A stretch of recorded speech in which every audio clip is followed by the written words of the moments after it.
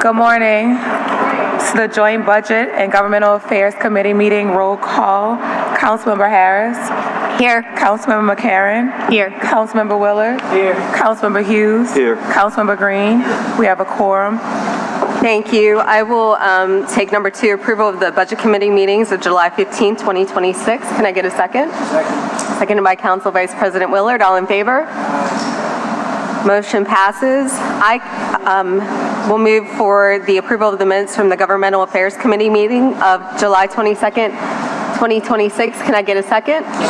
Seconded by Council Vice President Willard. All in favor? Aye. All right. Number 3 is executive session. Just move to go into executive session. I will move to go into executive session. Second by Councilmember McCarron. All in favor? Aye. Let's go.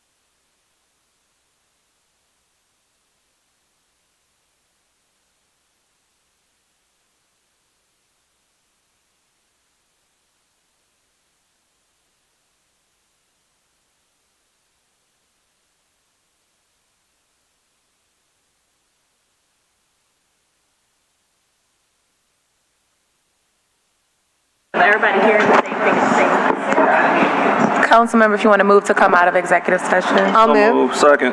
Seconded by Councilmember Hughes. All in favor? Aye. Folks, we're going to take this a bit out of order. We're going to go to item number 7, which is the CAO budget presentation and financial update.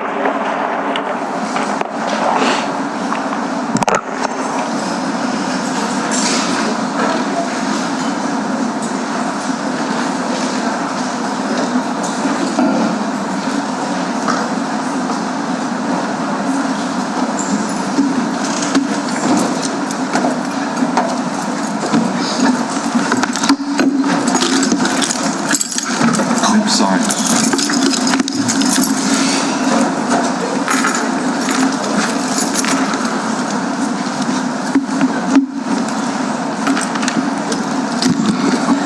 Council members, good morning. Thank you for having us today.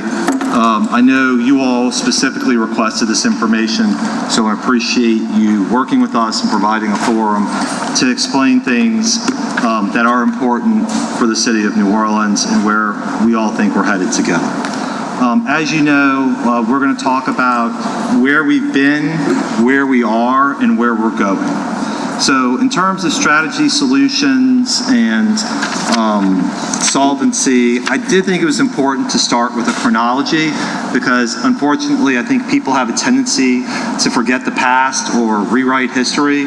And so since I and you have lived this, I think it's important to do that and to do it in some detail. Some of these slides, as usual, you know, I spend more or less time on. This is one I'm going to spend more time on. Council will remember that in November of 2025, Councilmember Morell, then Councilmember Moreno, and I went to Baton Rouge to seek a revenue anticipation note in order to make payroll through the end of 2025. Now, that is important not only because of the fact that the revenue anticipation note was sought, but also because at that time, we said, the auditor said, and even the state said that they expected the city to be back because we would run out of cash at some point in 2026, whether that was in the summer or whether that was in the fall. So this has been a known thing that the city would likely run out of money, and it was not something that crept up either on the administration or on the council. This has been eyes wide open and a matter of vigilance with everybody. And I just want to be clear, there's literally a clip where the governor asked us, you guys are going to be back here next year, right? And Councilman Giarrusso said, yes, Governor, we're going to be back here next year. So I want to be sure we highlighted that. Yes. I think the mayor actually put that clip on social media. You're exactly right.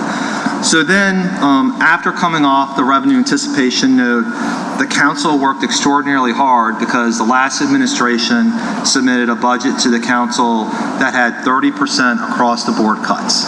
And the last council said, we're not comfortable with doing that. What can we do in order to try and fix this problem? And really, in the span of 3 weeks, Mayor-elect Moreno sort of demanded that the transition team find additional funds. And we were able to find about $75 million in primarily one-time funding. Now, why do I say primarily? Because some of the funding is parking expenses, which are one-time, but some of which are recurring. But the rest of the money using ARPA is one-time, having recurring sewage and water board reimbursable, that $29.5 million was one-time. And the amount of Wisner money we got, roughly about $11 million, was one time. But there is recurring revenue from Wisner that will be a little bit less than that going forward. As the council requested, the new council, we, the administration, came and presented about our cash management model in March of 2026. And what I think the council will remember, and the public should remember, is that the cash management model did two things. Number one, it showed where the administration planned to get $100 million and where we planned on infusing $100 million between April and July. And if my memory serves, and Alyssa, correct me if I'm wrong, what the report showed was that as we got money in, we would infuse roughly $20 million into the budget in April, $30 million into the budget in May, $20 million into the budget in June, $30 million in July, getting to $100 million. As that starts to resolve itself, in the spring, we are able to do a few things. We're able to actually significantly increase the cash management fund, which I'll discuss in more detail. The mayor initiates with New Orleans Building Corporation, Caesars renegotiation, and the ability to receive $100 million, which now has drastically increased the unassigned fund balance and largely puts us over what what the rating agencies are looking for to make sure we have enough cash on hand, and also what our long-term borrowing plan looks like. And again, I'll discuss that in more detail, but I think we all know that means borrowing against the general alimony millage. Now, I'm going to take a pause right here. For those of us who serve together, one indelible message I learned from the last administration is that you can never just have an A plan. You need an A, B, and C plan. And so, at least by this point, the mayor and I are discussing what happens if things go awry with State Bond Commission for whatever reason, obviously not being able to forecast what happened in this situation, but having a backup plan.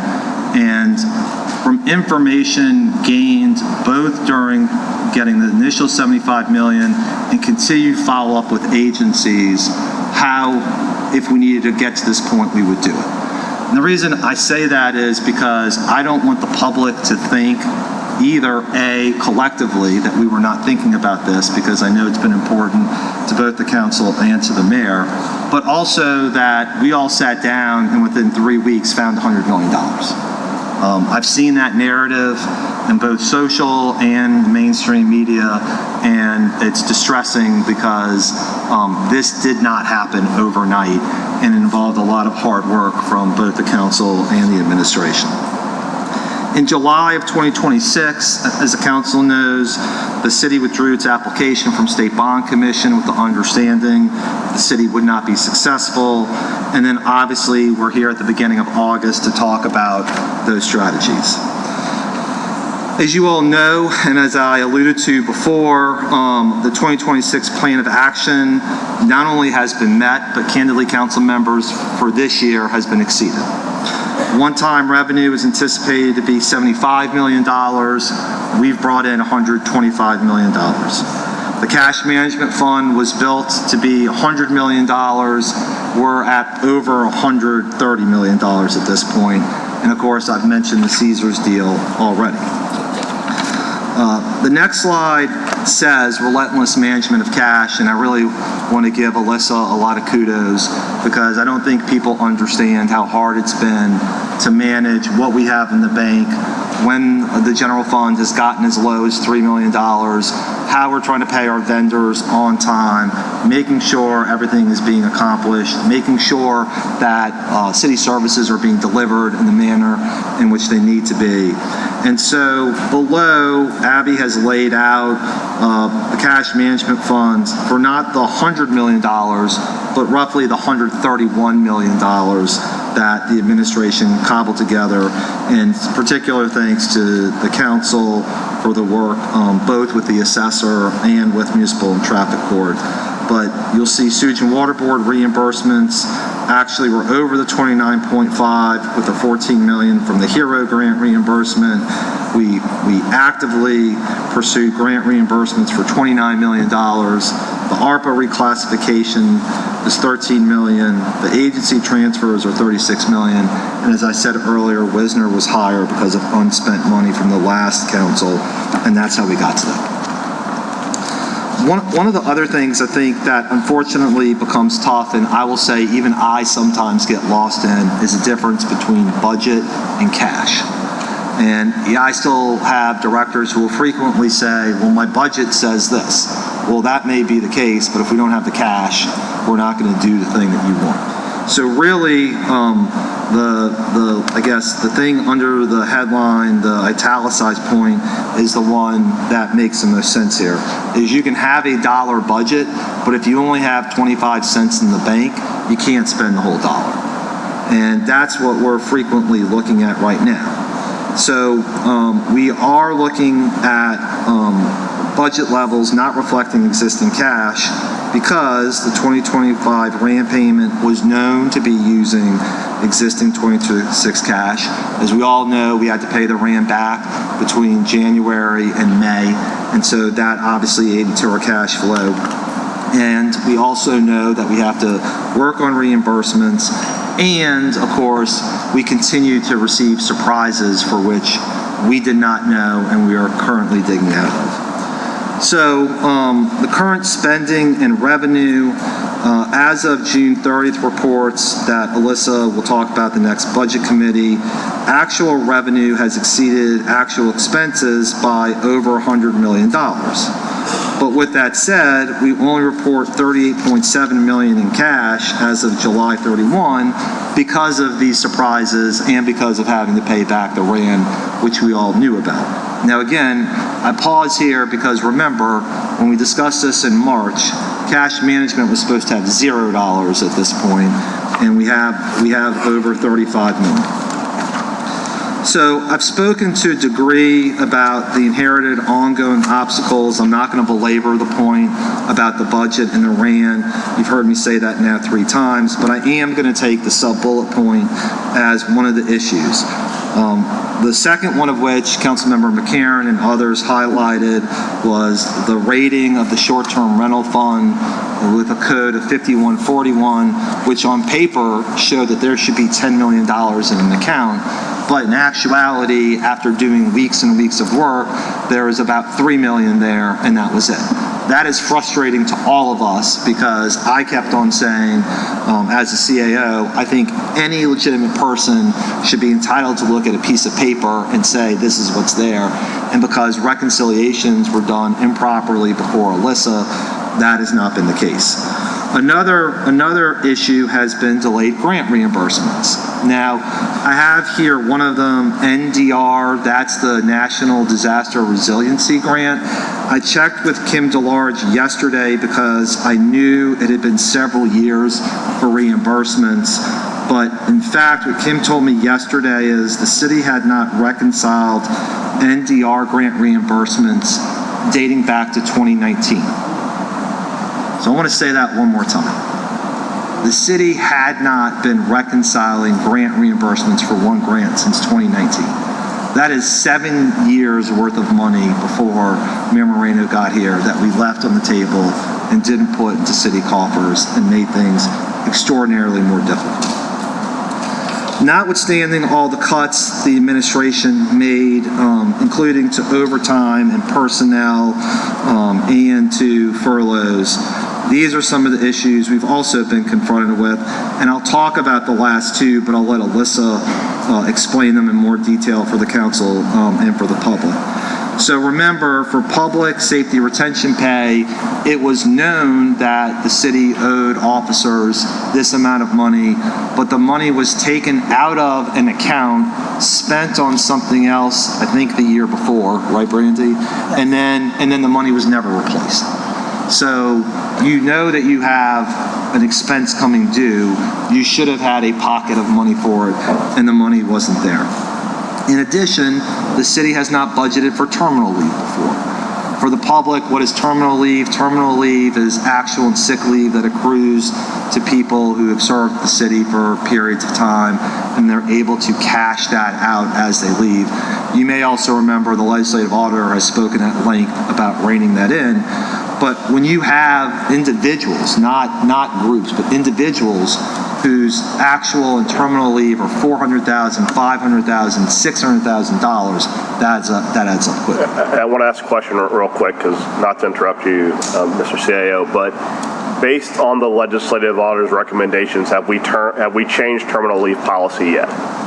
We have not changed it yet, council member, but We're meeting with the union about this tomorrow, and we've started to approach civil service with initial conversations. Just because this, for those of you who have watched the news, this is where you've had concerns voiced by the auditor where we've had captains in the fire department leave with $500,000 in terminal leave. The issue is, in many businesses and with many governmental agencies, they cap how much terminal leave you can carry over, which encourages you to at least use some of that leave during the course of your career, because it's easier for us to absorb the cost of you not being here on sick or annual leave in a given year versus that balloon payment when you leave at once. And I only highlight it because this is a giant potential landmine the city could walk into, because if everyone eligible for terminal leave were to quit tomorrow, Joe, what's our exposure? Oh, Alyssa, what's the total number?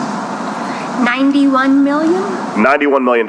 So if everyone who has terminal leave just chose tomorrow, I'm going to retire, that would be almost the exact same deficit we're trying to deal with right now. So I'm glad you're meeting with the unions. I think we do need to come up with some policy, both for those who've already accrued it. I think that they've probably have a vested property right, but we need to stop the practice of people accumulating that much terminal leave over the course of an entire career to turn into a nest egg that we have to foot at the end of a career.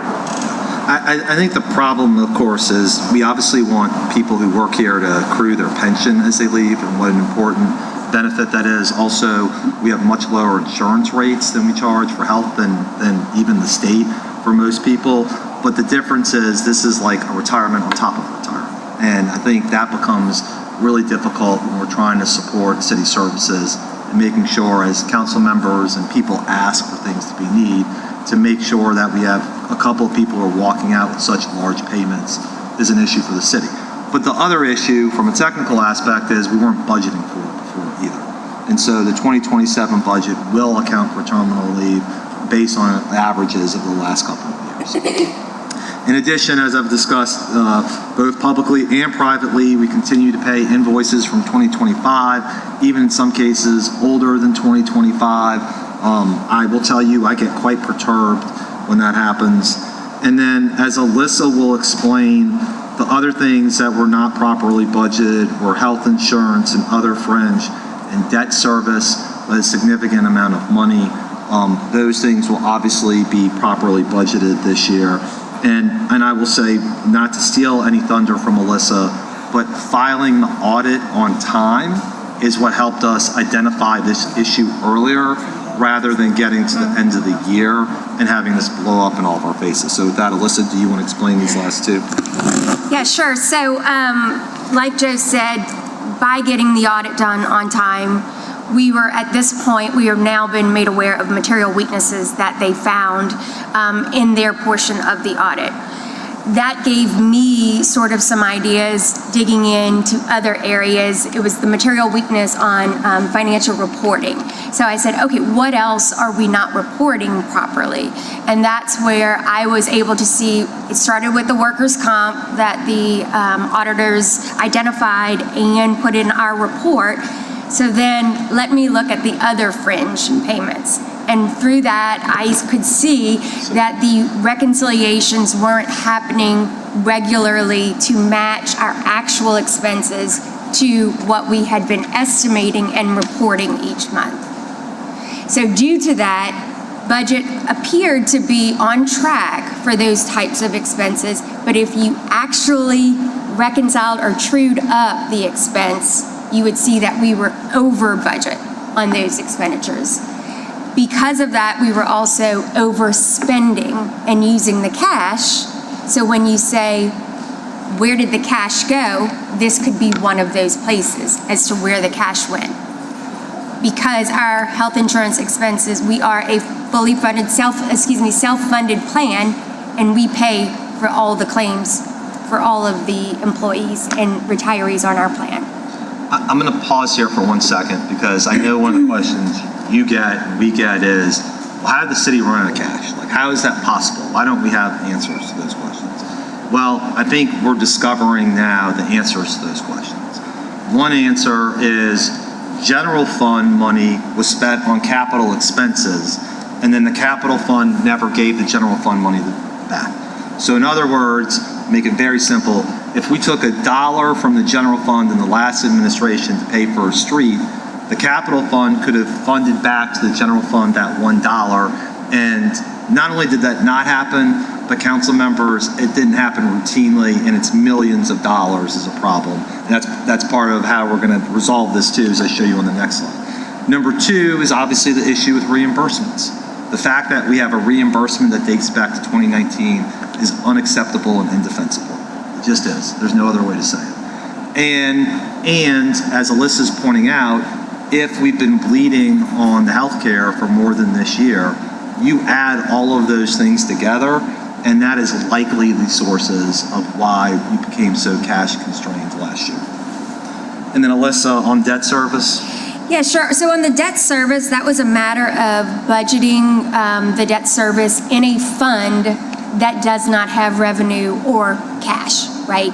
So when it does come time to pay the debt service, it must be paid out of general fund cash. So then, again, exceeding our budget and also draining the cash more than we expected. Alyssa, I was going to ask about that. So it was budgeted to be paid for out of a fund that didn't have any money, right? Correct. Are there any other instances of that occurring that you guys have caught? I have not become aware of those yet. We are, working through it every day to see how, what other controls we have to put in place. Okay. And then earlier this year, we discovered the STR fund was supposed to have money. It was tapped. Nobody was told. Any other instances of that occurring?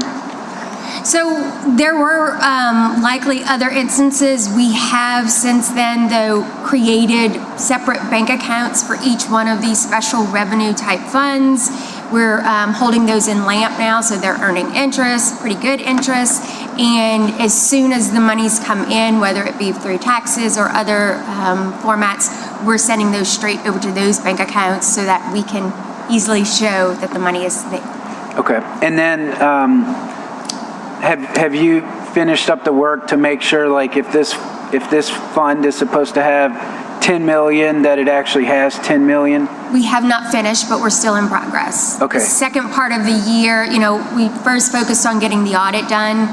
Now the accounting, finance teams all have a slew of projects that they are getting back at, and that's part of it. Okay, thank you. Council members, just for the sake of order, we have these expensive new machines that we paid for. There is a request to speak button. If you could use it so I can just keep order, that'd be great. Thank you.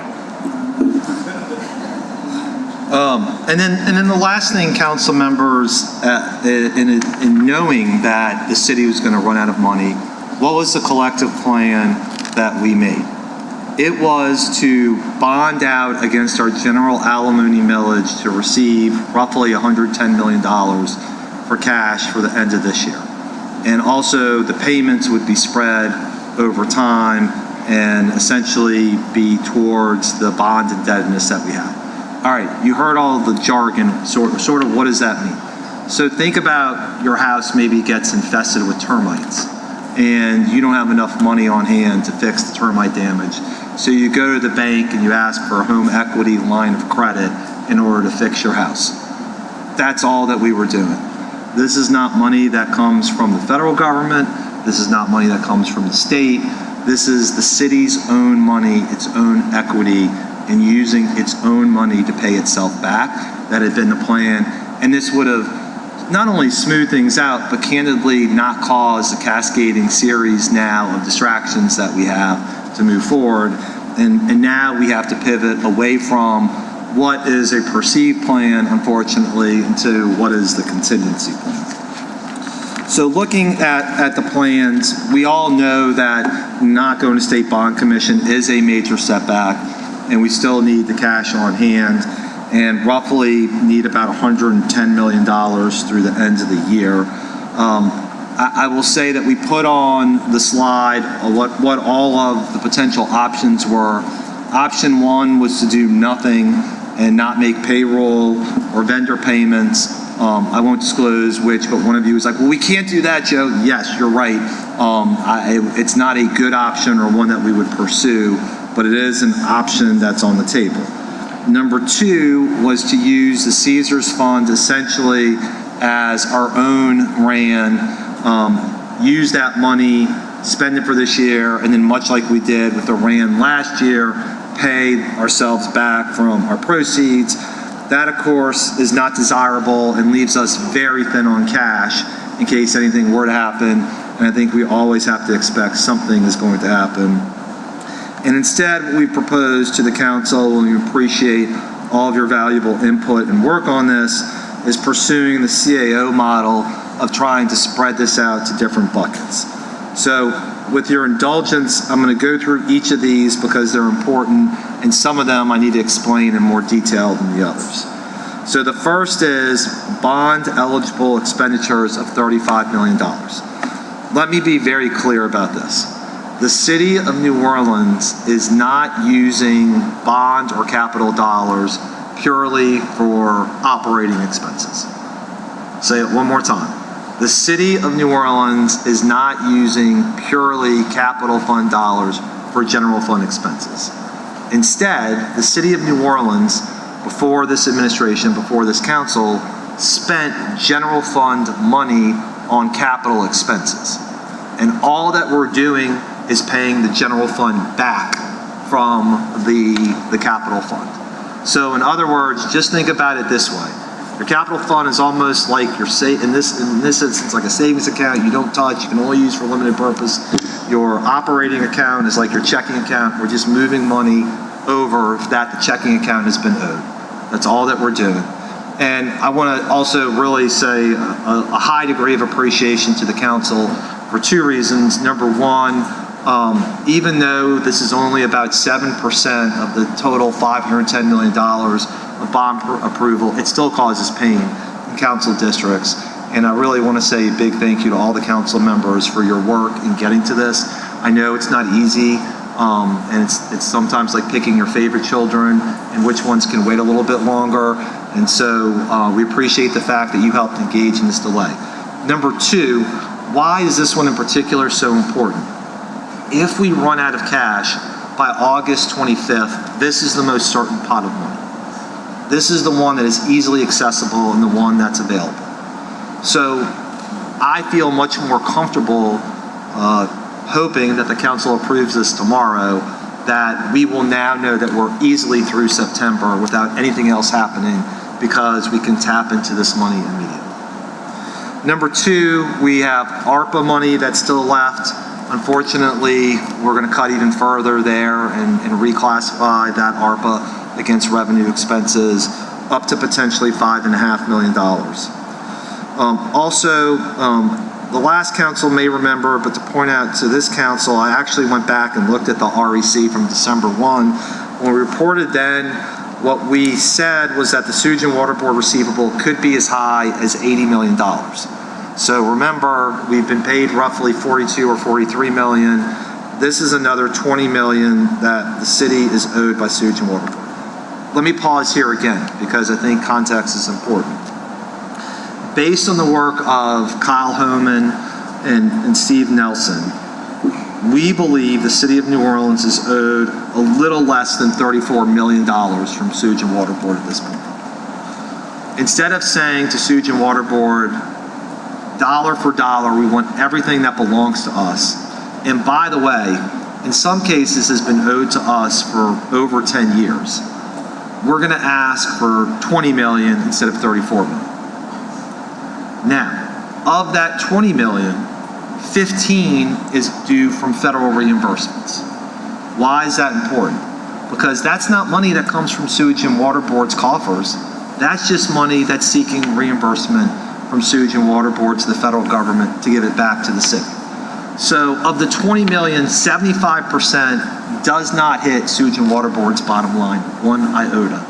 And I think it's really important to note that because I know we want to make sure that things are funded in an appropriate way and we're not getting to them. Literally, a fresh off the press thing that I shared with Alyssa is the CFO of Sewage and Water Board emailed us right before the meeting started, and we just got in a payment of $4.4 million from Sewage and Water Board. So you can reduce this now to $16 million. instead, and this will hit the account this week. So again, it's about that active management. I also, in high praise to Kim DeLarge, who's managing both EMD as well as the grants reimbursement, pushed him to see if we could get up to $25 million in reimbursements. Kim is averaging that we will get between $3 to $5 million per month, but we want to make sure that we're getting that money in. Looks like there may be some questions, so I'll pause. Council Vice President Willard. Just a quick question, Joe. Do we know if Sewage and Water Board has already sought that $15 million in reimbursable expenses from the federal government? Good question.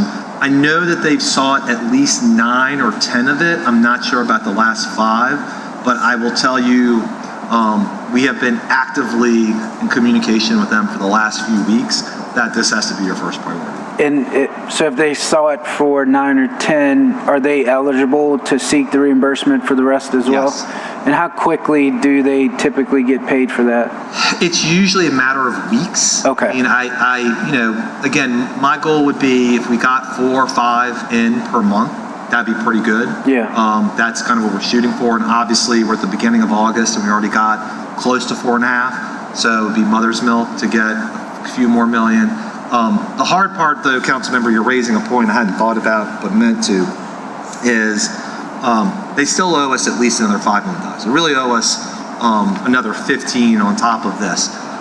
I don't want to, but we may need to come to the council as the new regulator of Sewage and Water Board to seek that last $5 million. And my hope is this can be done without having to ordinance or make this a public fight, but we have not seen the level of urgency after talking about this for years. And candidly, the city of New Orleans can no longer be other people's piggy bank. Okay, thank you. Thank you. And then, last members, we also have, if we need to dip into the rainy day fund up to $25 million if necessary. And you'll see here 2 things. One, that will obviously be immediately repaid. So we would treat that as if it's our own RAN as soon as we receive more cash. And then secondly, it says at the bottom, rainy day funds to be tapped in compliance with charter provisions in lieu of Caesar's money. So let me tell you a few things. Let me interrupt you. Sure. First of all, to our staff, this request to speak button is not working on these very expensive machines. Councilmember Hughes. Thank you, Madam Chair. Mr. CEO, thank you. I just wanted to piggyback on Council Vice President Willard's question about the Sewage and Water Board reimbursement. How long, for the record, has Sewage and Water Board been eligible for these federal reimbursements? I'm going to have to defer to the capital improvement team. But in fairness, council member, when I and Steve Nelson and the transition team met with Sewage and Water Board back in November, we said we don't expect us to have to keep on following up with you. Right. When it reaches a certain point, we expect you to do this. And unfortunately, and I'm not trying to embarrass them publicly, but this is just a reality, it's had to be a series of follow-up in order to be reimbursed time. Yeah, no, and look, I'm just asking, it's certainly not a gotcha exercise for, anybody, but, all of these agencies and departments are going to have to be intentional in real time, not leaving money on the table. I mean, if they're eligible for reimbursement, we shouldn't be waiting months or years. We need to do it immediately. Let me ask a question, and I'm sorry, just for the public's benefit. Is there a difference between the rainy day fund and the fund balance? Is that 2 different pots of money, or can you kind of explain that for me? I'm gonna let Alyssa deep dive into that. Yeah, so our fund balance is actually made up of multiple different sort of buckets, right? So the rainy day fund is just one of those buckets in our fund balance. So if you look at the audit, the fund balance in the audit is around 67 million, right? Or 60, somewhere around that 60 mark. 30 of that is the rainy day fund. Others is spoken for either through other of our general fund consolidated funds. And then we also have some liabilities that might offset some of the, it's a formula, right? So it's not just what's cash or what's in our rainy day fund. Okay. Thank you very much. And Councilmember, let me put the fine point on your point too about the rainy day fund. Alyssa pointed out to me a month ago that the $37 million we had sitting in the rainy day fund was not earning any interest. So we approached our friends at Liberty Bank and said, we need this to be, and they worked with us, and they got us very close to what LAMP offers. So we're keeping the money there. And I think I talked to Alyssa about this a week ago. It already earned $30,000, in a matter of weeks. So I just say that because these are the small things that aggregate and accrete that make things better for each of us, and that's what we want to pursue. Councilmember King has a question. I don't want to just glance over the bond eligible expenditures of that $35 million. I think the public needs to really understand how much of a sacrifice the district council members are making coming up collectively with that $35 million. A lot of projects are going to have to be put on the back burner. At the NARD meeting last night, there was some talks about projects being put on the back burner because of the bond eligible expenditures. But I want to make it quite clear, CAO Giarrusso, you could help me out. Without this $35 million, the city really just can't function, and it's needed. This whole formula is 100% needed, and in my view, this $35 million is the most important infusion. It's the most important infusion for two reasons. First, it's going to be the largest sum of money that we get, and secondly, it's the most available and certain sum. And so it is painful, and I know that residents hate for things to be delayed. I know council members also hate to feel like they make promises, and those also have to be delayed. But the reality is, between delaying a project and making sure your trash isn't being picked up, the blight isn't being knocked down, firefighters and other first responders aren't being paid, these are difficult decisions that we all need to make together. And I know how much of a challenge it was for the council in making those in order to meet these needs. Thank you for that. And what you talked to us individually, but can you tell the public the guarantees or what reassurance the city has to make sure that these funds will be reimbursed so these projects can move forward? Yeah, I think there's a couple of different things. Great question, Councilmember. First, this isn't the only bond money that we have available. Number one, there's additional money left that we will go back to market in 2028 to sell roughly another $175 million in bonds, and again in 2030 to sell a third and last part of about roughly $175 million in bonds. Obviously, the hope is always that you can squeeze things in different ways to make things work. Let me give you an example of one Councilmember McCarron has worked on very hard, which is one of the streets in District A that has been neglected since Hurricane Katrina is Bel Air between 10th and Old Hammond Highway. That has now been folded into a FEMA project to be done, and instead of using bond funding that was part of this to do it, that is going to be part of FEMA.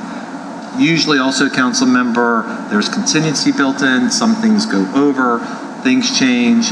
And then the last part of it is, and the mayor has said this repeatedly, as difficult, but hopefully getting less so painful the budget processes from an operating standpoint, we really have amazing bond capacity over the next 5 to 10 years. And so our ability to go back and do more work is going to grow. And so these are not things that are going to be denied, they're simply going to be deferred. All right, so members, let me run through a couple of other things that aren't on the page here, that some of which I may have discussed with you, some of which may not have been quite ready for prime time, but have more detail to let you know. The first is, as a result of the hard work primarily done by Abby, the OPA team, and the departments who've done it, we are under budget on overtime spending already. And given how high the budget was originally set, we believe that an additional 25% cut of overtime can be easily managed at this point. That is a savings of $4 million. Let me just be clear though, like obviously if there's an operational need, we're not going to say, well, this is the budget. We're going to be eyes wide open, but at the same time, I'm trying to do my best to shrink that rainy day fund number down as much as humanly possible. The other thing that we've discovered just recently, and I identified this with the $35 million, and it was in contact both with the legislative auditor this morning and our auditor, is that many of you may know that the city, through the work, I think, of then Senator Landrieu and others, receives Go Mesa money. Those Go Mesa funds are eligible to be bonded out, which means you can receive even more money than what the Go Mesa funds are. The city, as it did with these capital projects, did the same thing apparently with the Go Mesa money. So we used general fund money to front Go Mesa projects and left money in a capital account instead of using this. And I know I see you all shaking your head, but this is the type of thing that, kills us from a planning standpoint. But I also will say, and it's on the next slide, it's also the thing that are going to get us out of this mess. The problems that are created, also the problems get us out. So the last number I saw is that we believe there's roughly about 16 and a half, I think it's $16.4 million that is eligible as general fund expenses. And we are dotting our I's and crossing our T's, but we believe we're going to be able to take that Go Mesa money, assuming there's no other impediment that we're unaware of, because it's just like the general fund, and use that and infuse that into this model as well. All right, we have a couple questions on this before you continue. I'm sure I knew that would likely spawn some questions. and we'll talk about it. Council President Morrell and then Council Vice President Willard. Thank you. I was sitting here talking to Councilmember Hughes, and I think what the public needs to understand, and it's part of the reason why we have the charter amendment that's pending before the public this fall, is that when the council was working with the prior administration to pass budgets, they did not communicate to us how they were spending general fund dollars on capital expenditures. They would record that capital expenditures were being done, but they were not required to disclose the source of that funding. And part of what the charter amendment that's pending before the public this fall does is it creates a process where future administrations and future councils, we don't just identify spending, we identify where the money's coming from, but also importantly, you cannot spend money that is not accounted for in the budget. So for example, if in a given year, before the charter amendment, if there is an explosive run on terminal leave, an administration would just spend the money out the general fund to pay terminal leave without disclosing to the public or the council that we had $30 million in terminal leave. They would just try to true up the budget at the end of the year, moving money around. The problem is, as a budgeting practice, as long as you have more money coming in than you budget for, truing up somehow works. But when your revenue estimating is correct, when all the money is budgeted for based upon what we predict coming in, you're deficit spending. And part of the reason why we got to this huge, horrific budget crisis is because the prior administration deficit spended us into a massive, gigantic hole. And part of what the previous council with Mayor Moreno and with CEO Giarrusso, part of what we worked on together was trying to create rails, publicly facing, publicly accountable rails, so that future administrations and future councils have to account for spending in the budget. And more importantly, if an unexpected expenditure pops up, they have to come to the council, to the public, disclose what the unexpected expense was, but more importantly, explain to the public where's the money coming from to pay it. Because if we have, let's say hypothetically, you budget this year for $30 million in terminal leave, and for some reason we go to $50 million. As the CAO, you'll have to come to the council and say, guys, we're $20 million in the hole. We have to cut X, Y, and Z to find the money. That's how you keep a balanced budget. And if you don't put that requirement in the charter to make sure that that communication is required, you very easily in the future could be right back where we are right now, where an administration could not disclose to a council, could not disclose to the public the unexpected expenditures have occurred, not go to the council, not go to the public to explain what pots of money were being used to pay that, and then suddenly you've got a goose egg after a couple of years of 30, 40, $134 million of holes in the budget that a future council and mayor will have to deal with, that a future city will have to worry about struggling with the same problems we have today. This charter amendment keeps everybody honest in that it makes everything required to be disclosed and discussed and balanced in real time, like you're doing right now. Yeah, I mean, council member, to your point, if Alyssa wanted to write a check tomorrow to cover something, you don't know. And the obligation is, as the appropriating body, we have a corresponding duty to make sure the council does know. It's just that simple. Councilmember Willard. Oh, good. Sorry. First of all, I want to thank y'all for coming down and working with the council as we navigate this financial crisis that we're in right now. I have a couple of pointed questions. So slide 4 talks about the one-time revenues balance in this budget at $125 million, but then slide 5 calculates, these reimbursements, reclassifications, agency transfers at $131.5 million. Let Abby handle that. Yeah, so thank you, Councilmember. I think the best answer to this one is that our tagline of budget not being cash. But so it's a good question, and the $125 million in new revenues, that includes both the cash solutions, a portion of those cash solutions, so the transfers from the assessor's office, the sewage and water board reimbursements. It also includes enhanced parking revenues that are not being captured in the cash management fund, so going out after that outstanding debt. The other thing that I will mention is that there are the prior year grant reimbursements in the cash management fund. Those are not being recognized as revenues because those were already recognized as revenues in previous years. So we're using that as a cash solution, but you won't see that in our revenue estimates. So that's why they don't totally match up. Okay, great answer, Abby. We knew you'd be asking. Sales tax audits, any updates on that? Yes, I How's got it going? the team to send me some numbers, some updated numbers as of, I think these numbers are probably as of the end of June, middle of July. But we've got 93 that are actively being worked, 59 that have been completed.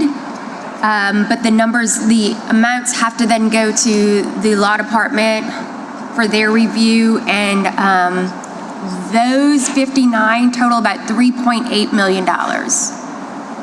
All right. We have 71. And just to clarify, Alyssa, that's $3.8 million that we would not have received if not for the audits. Correct. All right. Well, thank you. How many, just for reference, how many audits did we do last year? Was it like 90? I can't remember the number. I can't remember, but we are improving and doing what we can do to keep those numbers up and up and up. Okay.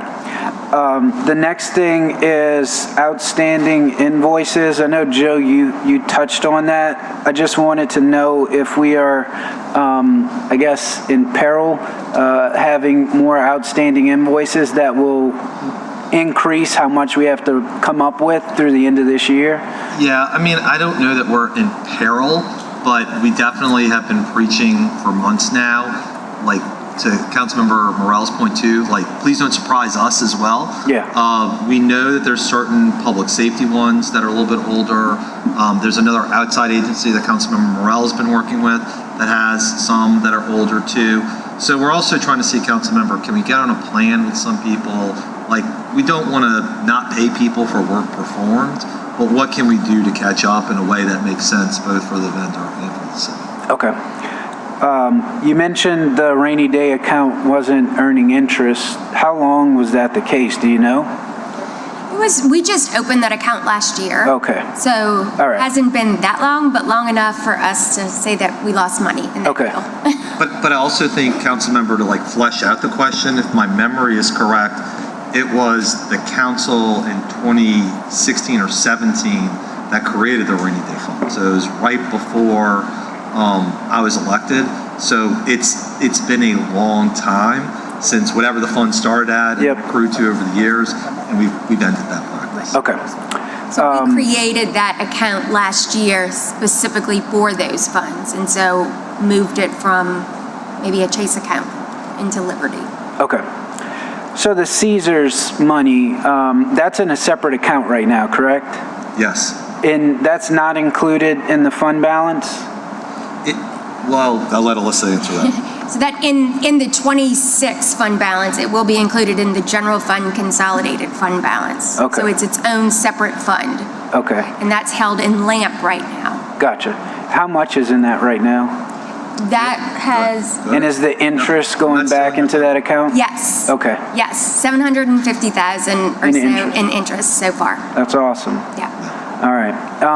Last question. So on slide 11, it says that as one of the potential options, it says projected fund balance use immediately repaid.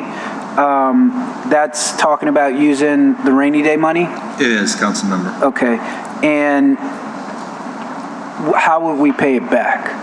When we get property taxes at the beginning. Okay, so it would be something, so this would be if we come into a situation where we immediately need cash on hand, we would borrow from that and pay it back next year once property tax revenues start coming in? Yes, and with greatest expediency and haste possible. All right, sounds good. Thank y'all so much. Thank you.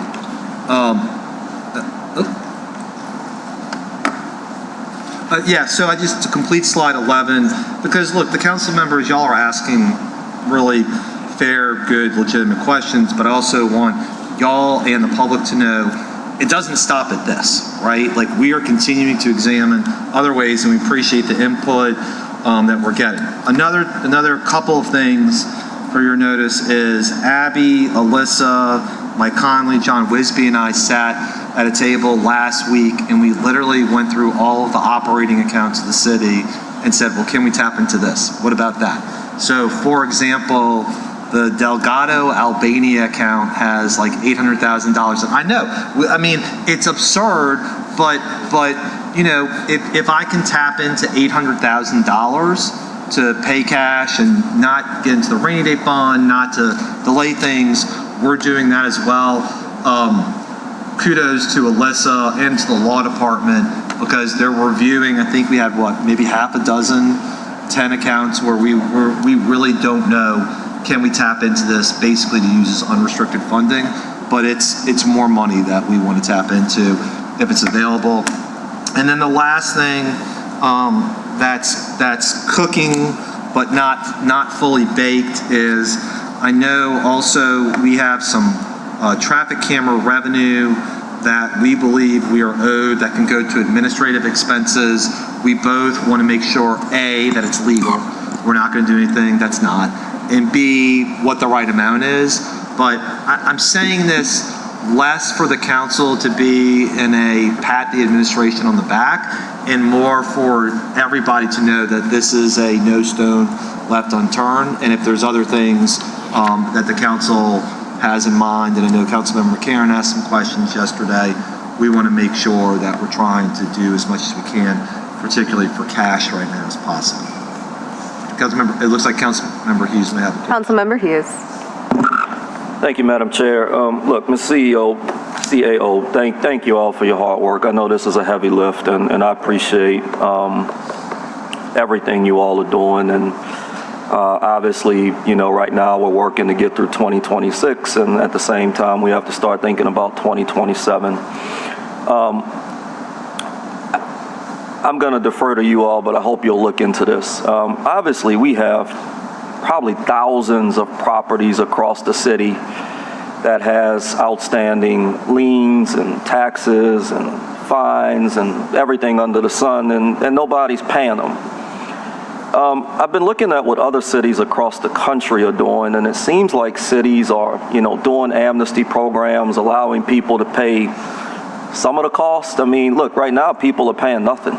So if we can get maybe 50% or something to give people a reset and get some money in the coffers, it's just something you probably have already thought about, but I just think we need to start using every tool at our disposal to, move the needle. It's a great question. Councilmember Harris raised this yesterday in our meetings as well. Yeah. In anticipation of the question, my 4 o'clock meeting was with Councilmember Morel and the mayor, and after we finished that, I asked her about this, and she said she's ready to institute amnesty until the end of the year. Now, here's the caveat that comes from the administration as well. Yes, we want people to come in, we want people to pay, and we're going to be extraordinarily open-minded, Councilmember, about how to work with people, how to get on plans, how to defer penalties in particular, but it's through December 31, 2026. Like, this is your time to come in, this is your time to pay. We want to make sure that we get things right for you and for the people who are non-compliant for whatever reason that is, but beginning in 2027, when we look at sales tax audits, we look at other liens, we'll look at enforcement much more starkly. But we are committed to that. I know Alyssa also has some numbers about what it brought in last year as well. Yeah, so I spoke to my team about this to just kind of get the history behind the last couple of programs. And on the property tax side, the amnesty program didn't do as well as we would have expected it to do. So we're considering things like the Office of Debt Recovery for property tax liens and taxes that have not been paid. On the sales tax... You want to explain that for the public? What the Office of Debt Recovery is? The Office of Debt Recovery is through the state and the program that they offer to help us recover those funds through all the measures that they have. On the sales tax side is where the amnesty program really helped out, or really the public took a liking to. I don't know if it was last year's program or the 19 program, but we were able to bring in over $2 million from that.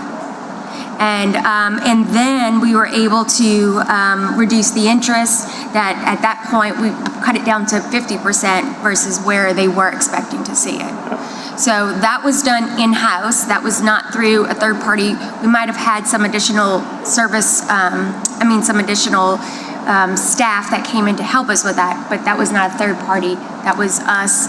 And then I also want to mention that we do have voluntary disclosure agreements where the taxpayers can come in and they will have a period to do this anonymously, and then sign the agreement where we can't look back too far. Well, look, I appreciate it, Madam Chair. I appreciate you, really championing this and thinking about it as well. Any way I could be helpful. I know on the property side, it's complicated. Every case is not the same. What I'm discovering, particularly in District E, a lot of these property owners don't even live in the state. And I hate to say it, a lot of them just don't care about their outstanding and fines and liens. And so as we think ahead, we may have to go to Baton Rouge and get a fix. Whatever we need to do to get these properties, untie them, and get them back into commerce. I mean, look, you have a lot of people who actually live in the city that's clamoring to get these adjudicated properties and willing to pay the property taxes and maintain them. And so I appreciate you all thinking about that. Thank you, Madam Chair. And just one more note, I'm sorry. We did send out late notices on property taxes. So that went out, and then we gave them 60 days for that. So there's that notice. So we're taking the steps that if we're ready to go to the Office of Debt Recovery, we're in progress for that. I'm going to jump in before I call on Council President Morel. We should take a look at the 2019 amnesty program because it does include sales tax, hotel motel tax, parking tickets, alcohol, gallonage, occupational license tax. So I think there's a menu of things where we can offer amnesty and people might come in and actually pay the money that they're owed. On the adjudicated property side, I know that we're going to have to go to Baton Rouge. There is an adjudicated property in Blight working group that's taking a look at what we might need to do. to get these properties back in commerce. And Councilmember Hughes and all of my councilmember colleagues, I'm happy to work with all of you on how we can strengthen these laws so that we can get these blighted properties taken care of. So council members, let me just disclose another point that some of you may be aware of, some of you may not. Remember, we, the city, have to file judgments across the street with the clerk of court. To do that, we have to pay that just as well as everybody else. So one of the things I think, we need to consider is whether or not the city has to pay its own clerk for a filing fee, or at least have a reduced filing fee. Number two, because those filing fees were not paid for such a long time, the city's in arrears almost $2 million on those judgments. It's $1.8 million. So we also, to Councilmember Hughes and Councilmember Harris's point, we've got to pay that backlog back to Clerk Napoleon to make sure we can adjudicate them properly. I know, but it's again, this is part of, unfortunately, I'm watching you all shake your heads, which I know isn't as apparent on television, but it's part of the whole mix that we're dealing with. We want to move forward on adjudicating properties. You can't do it if you don't pay the clerk. You don't have money to pay the clerk, so then you can't adjudicate the properties, which then cascades, so it's all related. And the hope is, as we get more money in, we will start getting on a payment plan to reduce that, and it is a significant priority. Sorry to jump in, but we need to look at offset, just like we look at other agencies that we have to pay, where we might owe them money, but we also pay those agencies to operate. You'll have no argument from me, Councilmember. All right, I have a meeting set up with the clerk of court. Council President Morrell. Thank you. Two quick things. One, I can tell you from experience that, and you've seen this as well, I'm sure, when it comes to enforcement and it comes to amnesty, you see more extensive use of amnesty after periods of extensive enforcement. Case in point, parking tickets and enforcement. The largest sums the city has generated in parking amnesty fees and fines is after a series of robust enforcement. Recently, I know we had an amnesty that went out under the Cantrell administration. It did okay. We immediately, under the new mayor, started doing actual enforcement, means like booting of the car in front of your house, booting on the street. Suddenly, people were calling, asking when we're having the next amnesty program. The problem is that feast and famine doesn't work. And we have a tremendous amount of departments in the city that should be revenue generating, but are not. Ground transportation should be revenue generating, but it's not.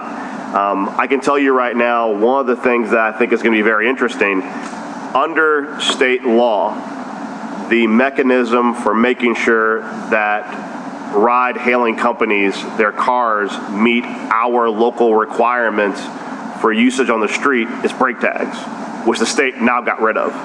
So the revenue that the city was receiving to do things like ground transportation enforcement, to make sure that like the Uber you're riding in, the wheels are attached and the muffler's attached, that revenue stream has now been cut, but the expectation for enforcement is still there. I think you're gonna have to look at a lot of these departments, towing in particular. The council did its part to make the towing fees at least equal to what the Public Service Commission is doing. But when you talk to people, particularly at night, in the very highly trafficked, visible parts of our city, the French Quarter and CBD in particular, that is where 90% of the illegal parking happens, and it's also where towing stops at night.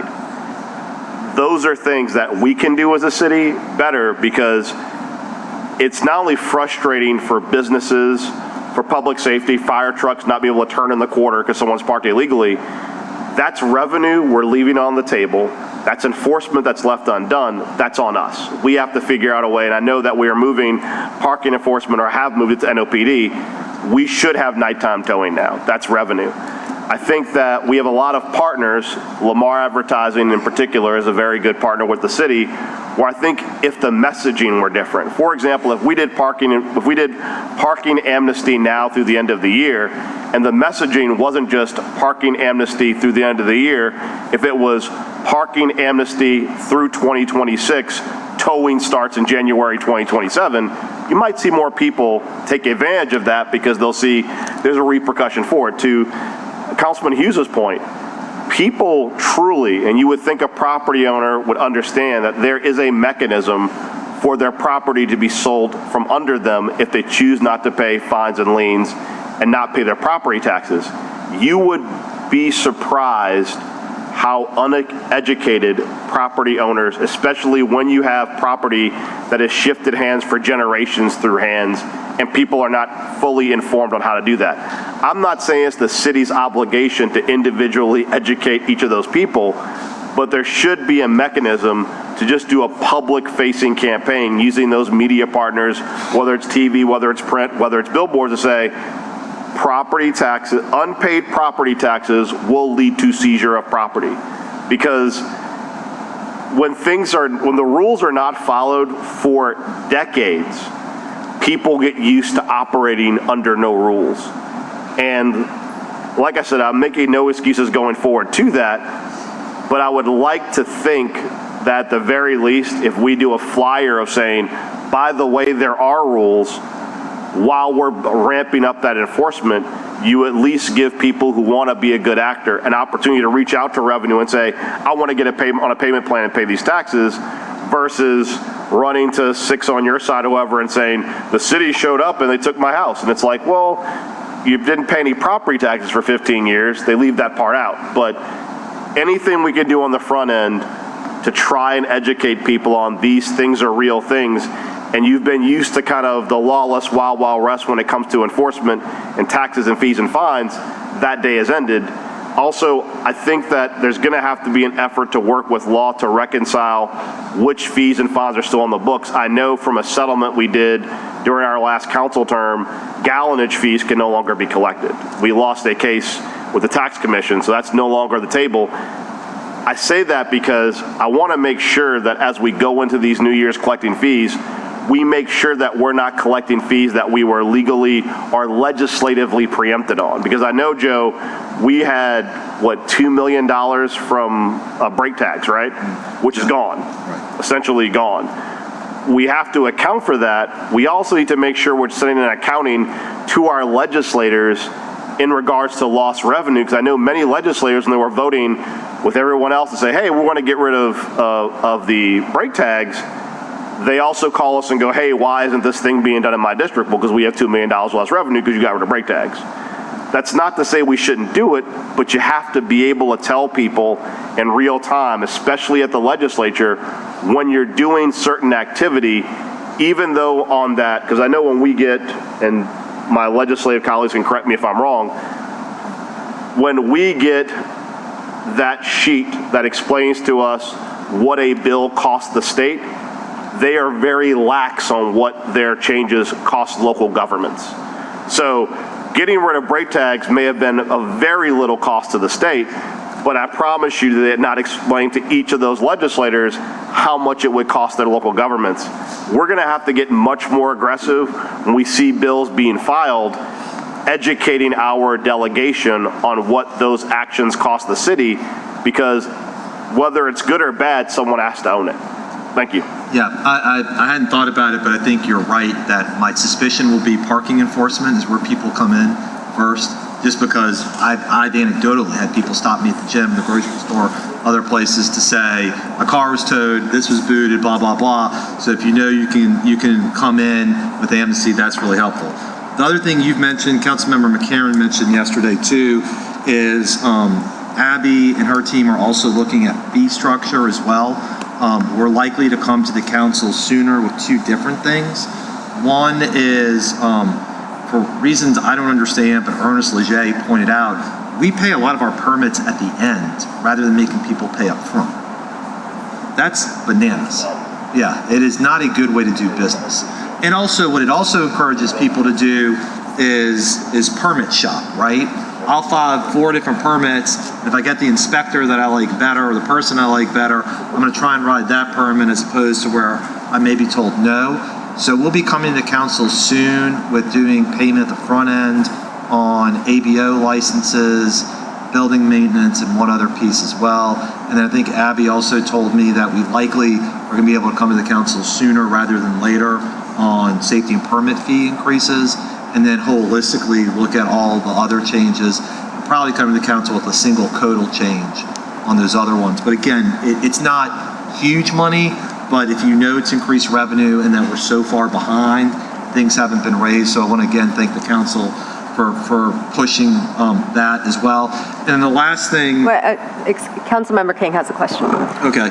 Well, it's not so much a question. I'm hesitant to even make these comments, but I want to just respond to Council President Morrell's comments about parking enforcement. I believe it's necessary, and we need to be more consistent, because you permit what you promote. And for far too long, we've permitted illegal parking all over the city. And I'm going to just use District C, mainly St. Claude and St. Bernard. Now, the issue comes in when the city makes an effort to clean up parking, and we get a lot of pushback from the residents, and we're not helped by the media. And I can remember one specific instance when the Office of Nighttime Economy, along with parking enforcement, NOPD, made a large sweep on St. Claude at the request of residents, illegally parking in the bike lanes, illegally parking on the neutral ground, grilling food on the sidewalks.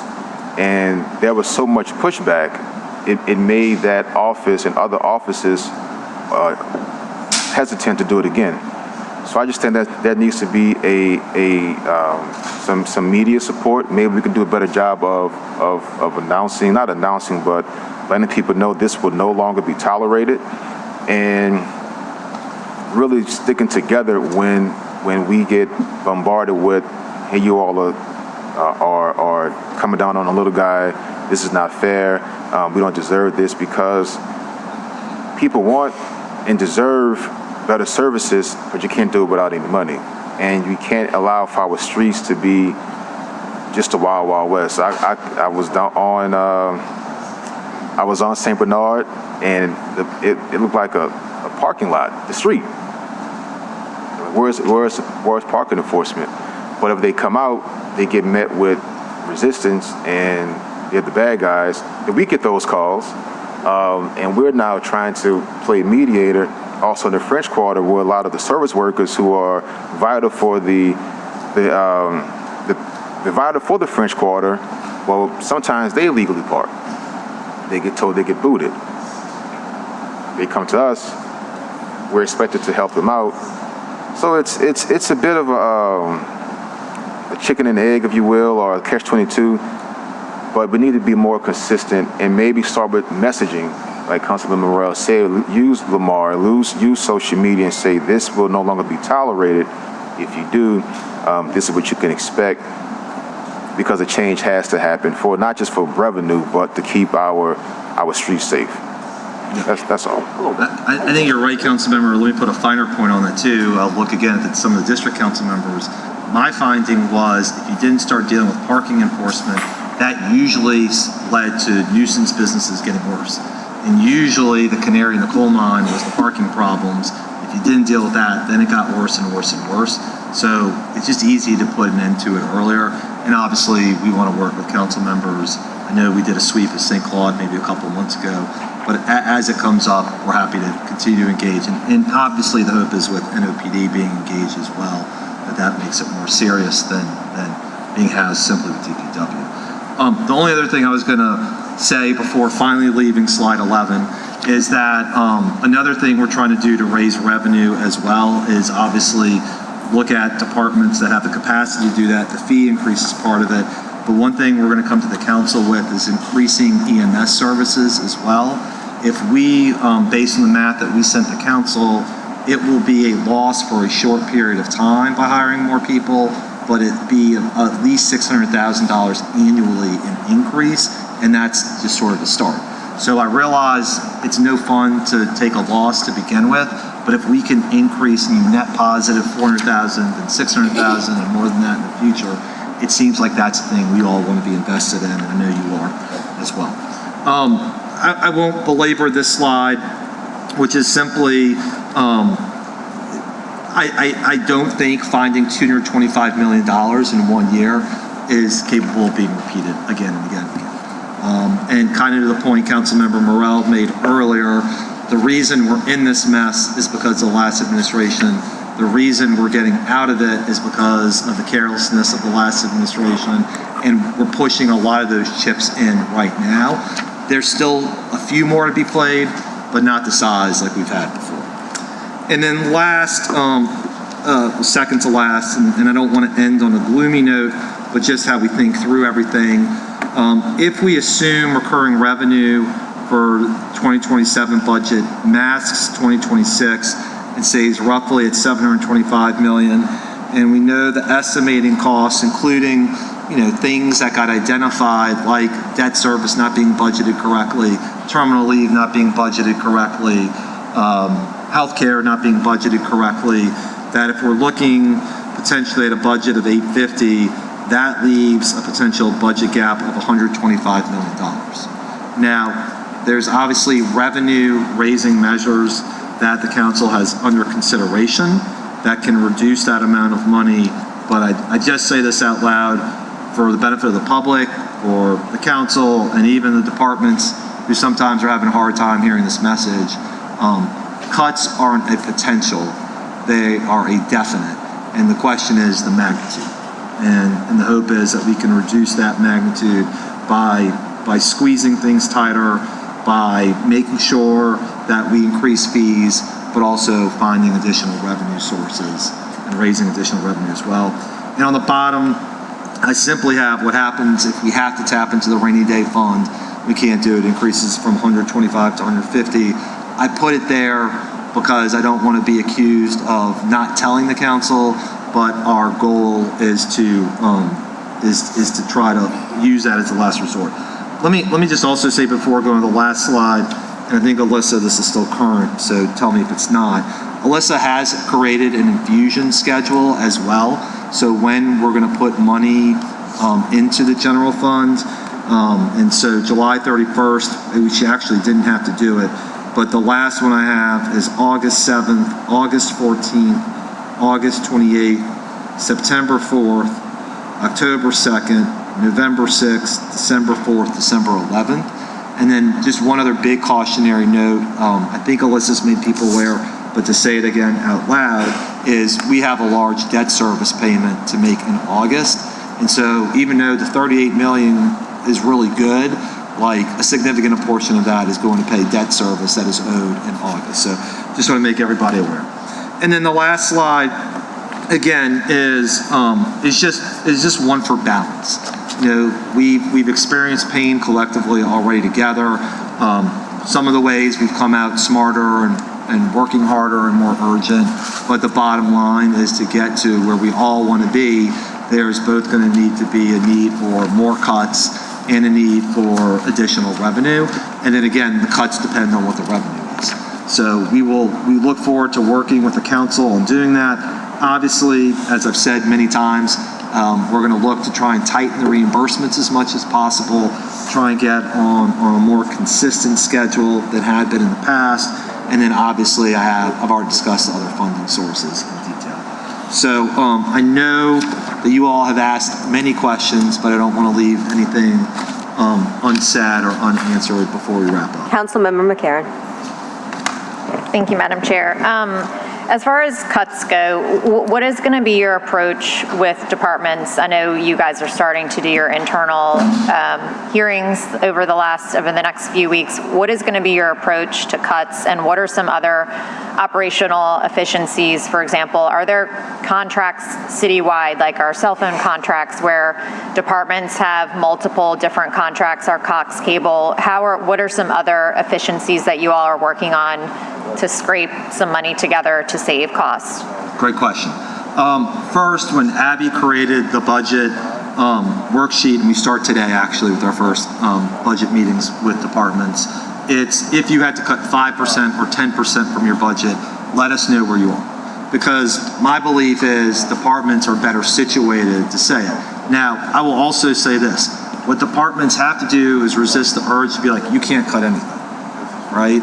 And that is a natural tendency in government. And when I sat up there, it was always, we need more, everything's going to fall if we don't get what we want. but we are looking to the departments to start that conversation for us. To your second question, obviously also looking at how we can do things, and candidly, some of this also, I think, believe it or not, is going to involve some sewage and water board reform too. So let me just give you an example. If Sewage and Water Board does a better job at grass cutting, for example, than the City of New Orleans, or cheaper than the City of New Orleans, can we get on their contract and cut grass cheaper so we don't see everybody shaking their head? So we don't have NORD, who has its own contract, we don't have Property Management, which has its own contract, and Park and Parkways, which has its own contract.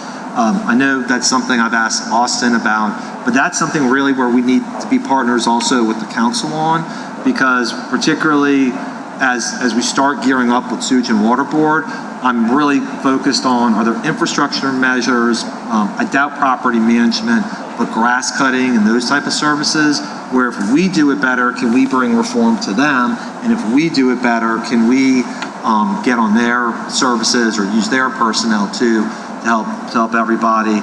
And then of course, it's also looking at those operational expenses, council member, for the ones that are essential. You know, the hard part is I asked Abby to kind of do this right now, and of course, obviously, what you want to do is cut the biggest things first. And as Abby showed me what the biggest operational expenses are for third quarter, it's trash collection, recycling, paying the mental health provider at the jail. You know, those are just almost impossible to cut. So then it's how do you go down? And I know if you want to get Alyssa started, ask her about micro purchases, about agencies who are buying things that don't pop up as much. So it's constraining all of those things. So I think it's both a question of how we combine to get better buying power, and then how we also reduce. Exactly right.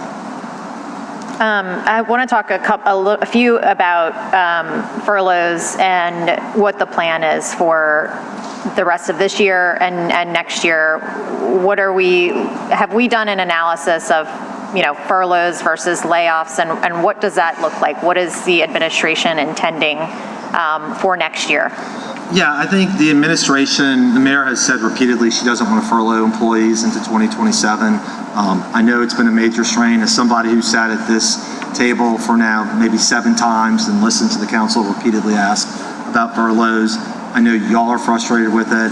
As I told you yesterday, most of the furloughs sit either in the mayor's office or the CEO's office, so I'm consistently hearing about it.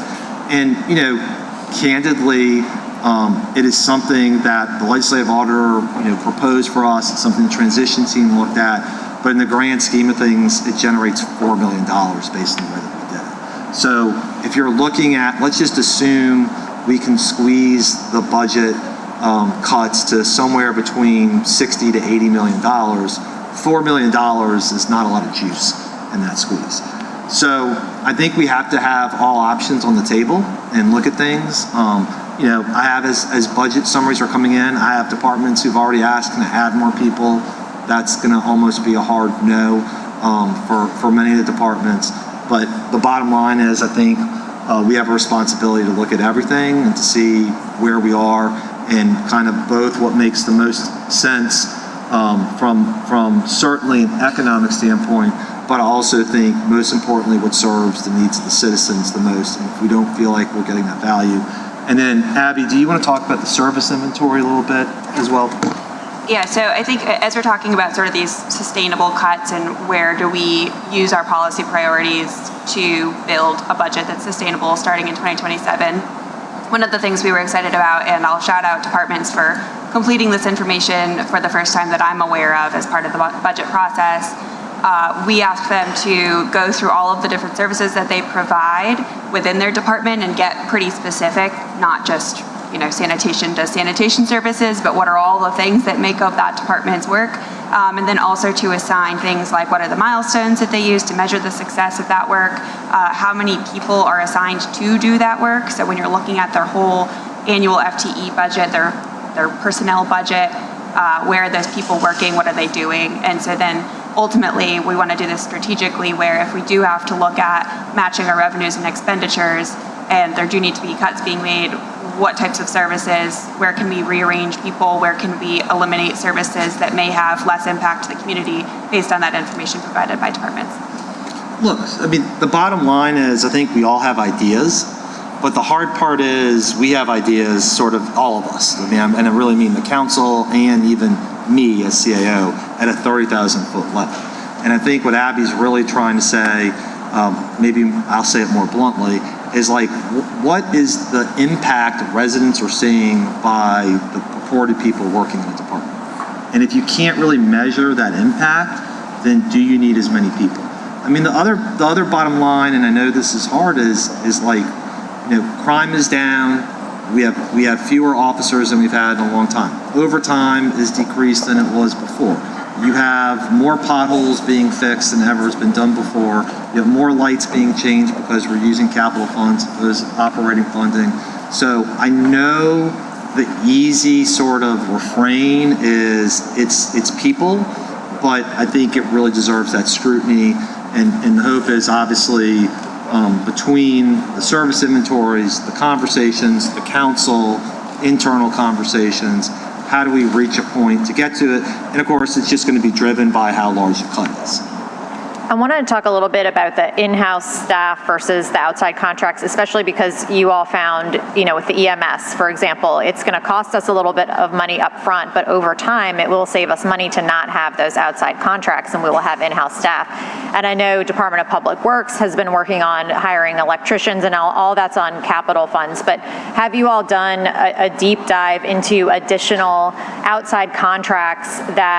What is the cost difference between having that outside versus in-house staff on, you know, what is the plan and timeline for figuring that out?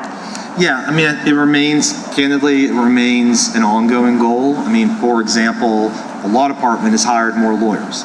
So that means less reliance on outside counsel. That theoretically should mean less billing that happens as a result of that, and the need for them. Doesn't mean, I want to be very clear, it doesn't mean they're never going to need outside counsel. It just means that's internally. DPW is probably, as you point out, the best example because they can so freely use capital funds as well. I think Steve Nelson was crowing that his budget is 25% less for 2027 than it was for 2026. And in large part, that's because he's done an excellent job managing, but it also, in fairness, it's because they can use those funds. You know, we've also been aggressive, council member, about asking where can we use capital funds in the place of operating funding. I particularly have asked for, are there things that live in the cloud that we can use, or technology that has either a capital expense or something that's longer than 10 years? Sometimes we've been successful in doing that. Other times, bond counsel has said, nice try, but that's an operating expense that doesn't need that. And so I would say you've identified DPW, EMS, law is one that I've identified. I'm going to look at table, see if there's anybody else, but yes, it's going to remain a recurring thing. And look, I think it's also no different, and Alyssa's going to chime in, but it's also no different than what Mayor Moreno did too with the police department. We civilianized a lot more operations, which meant you got greater resources, cops doing more robust police work rather than responding to traffic accidents. So how do we do that across the board? You were going to add something? Yeah, I just want to focus or say where my focus is on the professional services in general, right? So I use that line item, that budget code or object code, and want to peel it apart. It looks high right now, but I do know that some things are being coded to that line that really aren't professional services. So I'm like, once I get to the nitty-gritty of what's actually professional services, and then we can use those expenses to then compare to what does that look like in-house. I have an example in my own department where we had professional services for the past several years to help with our brass and other system optimizations, and we said we can't do that anymore. We can't have that level of expense. We spoke to the vendor and their staff, and they were able to find time and services that they could give to us complimentary just by having these conversations. And I think if we do that in other areas, we could help with bringing those costs down. And Abby just leans in my ear too and reminded me that part of this has also been negotiation with existing vendors too, particularly like EMD. Kim has been very good about how do we get different pricing, how do we renegotiate. So, you never want to unfairly squeeze your partners, and that's what the vendors are.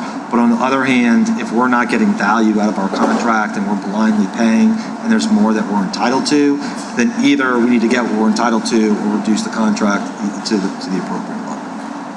The only other thing I want to discuss too is, we brought it up, is the special funds 5141, which is the short-term rental fund, which we do have employees on that fund because it's specifically for safety and permits or code enforcement to enforce the short-term rental rules. I know it's been talked about increasing those fees. Do you all have a number that, to have that revenue stream, or is that something, I think that is something that we should look at, because it is a solid revenue stream from those nightly fees that I think can help safety and permits hire more people that are not on general fund and they are on this revenue stream.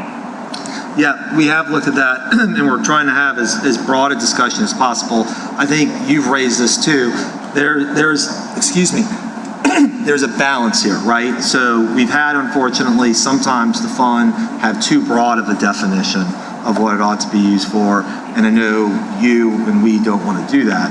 At the same time, the question is, okay, if we have a short-term rental fund, what are the things that we logically think it can go towards, and what are those expenses that we also think we can support? Because I know you very much have worked on, and we're trying to work with you on raising potentially that nightly fee for short-term rentals. So what does it go towards? All right, so obviously the most obvious example of that is the short-term rental office and Central Adjudicatory Bureau, which is the enforcement side of that, any enforcement that's there as well. But there's also healthy homes compliance. Abby mentioned yesterday, well, if we're pushing potentially people, not we, but if the short-term rental market is potentially pushing people out of their homes, can you use that money for affordability measures? What about, there's definitely going to be sanitation issues related to short-term. There's police issues that are related to short-term rentals. So it's how do we then, and this is something that's now been clearer to me, is you may have a single employee, but rather than being paid just by the general fund or just by a grant, they may be paid by 4 or 5 different sources. So again, how can we fractionate that portion and increase that so it's all attributable to short-term rental? And I think the other thing that's not only makes financial sense from what you're raising is it also increases enforcement, which is what residents are dying for too. So it's really one of those beautiful kind of things that bookends well, because on the one hand, you're raising revenue appropriately, but then it's also going directly towards the enforcement that residents want too. Great, thank you. Thank you. Councilmember Green. I just wanted to take an opportunity to thank you for the weekly meetings that we have, and yesterday's meeting was another example of a very successful meeting. So I appreciate you all and your presence there. Joe, it's tough times, at the end of the day, but we're going to get through it. But I am proud that we have a bond rating, because there are parishes next to us that don't have bond ratings. Could you talk about the importance of the bond rating and give the good news as to what the city is doing that maybe is not being done in other areas? Yeah, and look, Councilmember, it's a great point. A couple of things. One, the bond rating agencies are reaching out to us again. So this was an excellent opportunity for us to discuss what we are doing. There's a couple of different things that the bond rating agencies are looking for. Number one, do you have enough money in your fund balance, or do you have enough money in your savings account to be where you want to be? We have enough money between the rainy day fund, between Caesars, some other funds to be at or over where we want to be. That's extraordinarily important. Number two, they don't like deficit spending, right? And so one thing this council has discussed, this administration has discussed, is we won't be deficit spending this year. So revenue is going to meet expenses, and that's where we're going to be. That's going to be extraordinarily important. I think as a sidebar, council member, at some point they will look at increased revenue too, candidly. They have asked about, for example, the sanitation fee and the fact that that's been financially unsustainable for a long time, and what is the city proposing to do about that? So they evaluate and rate the city based on your financial strength, and those are components. As a result of the fact of our bond rating, and our capacity. And I really want to credit our financial advisors with PFM and Jason Akers and others. Remember, when we sold the recent bonds, we actually got a $7 million premium. So it's really remarkable that happened. And also, I don't think this has been widely circulated enough, but it's important. When we met with two of the rating agencies very early on, all we could really say to them is, well, we hope and we're going to work real hard and get things better. And not surprisingly, and really candidly, council member, quite predictably, the city was downgraded because of what happened in the past. When we met with the third rating agency a couple of months later, as a result of all the changes the council and the administration has made, they did not downgrade us. So that's a really important step into making sure that we are moving in a positive direction. And again, Alyssa and I will meet with one of them next week to discuss where we are, what we're doing, how we're working in a good partnership that's both collaborative but pointed at the same time, because that's what it ought to be, between the administration and the council, and to make sure that we're having that bond rating increase as much as possible. What is the benefit of an increased or enhanced bond rating for the public's purposes? Yeah, the very simple explanation that is, it's easier to borrow. It's easier to borrow, you can get more money to borrow, you have the possibility of getting what's called that premium more. So you want to be a good credit risk. It's almost, council member, almost like your FICO score. The higher that is, if you're above whatever the number is, 750, 800, the more willing banks are to lend to you, to have access to capital. Same story for the city. The bond rating is part of that. And again, part of what we're trying to do here is make sure that this isn't just a presentation for the public, just a presentation for you. The ratings agencies are clearly going to look at this and ask us how we're going to get there. And of course, the fact that we're having this dialogue helps us tremendously in being able to borrow money on more favorable terms. And Mr. CAO, we always talk about this in our meetings. I might as well bring it up a little bit public. Could you talk about how much we as a city spend on the jail? I don't want to single out any of our other partners because it's just a dollar amount. Because and I'm going to tell you why I brought it up, because I was at I was at a chamber meeting yesterday, and there was talk in the past about the state providing support in certain areas of our jail system. And obviously we have significant constraints as a city. We welcome 10 million visitors a year. We have issues that go back in terms of history that have us in a position where our jail has got a little bit more obligations than other areas. And I'll be very diplomatic in the way that I said that, because crime is on its way down, and we have the lowest violent crime rate in 50 years in our city. So I don't want that to be misconstrued by the public.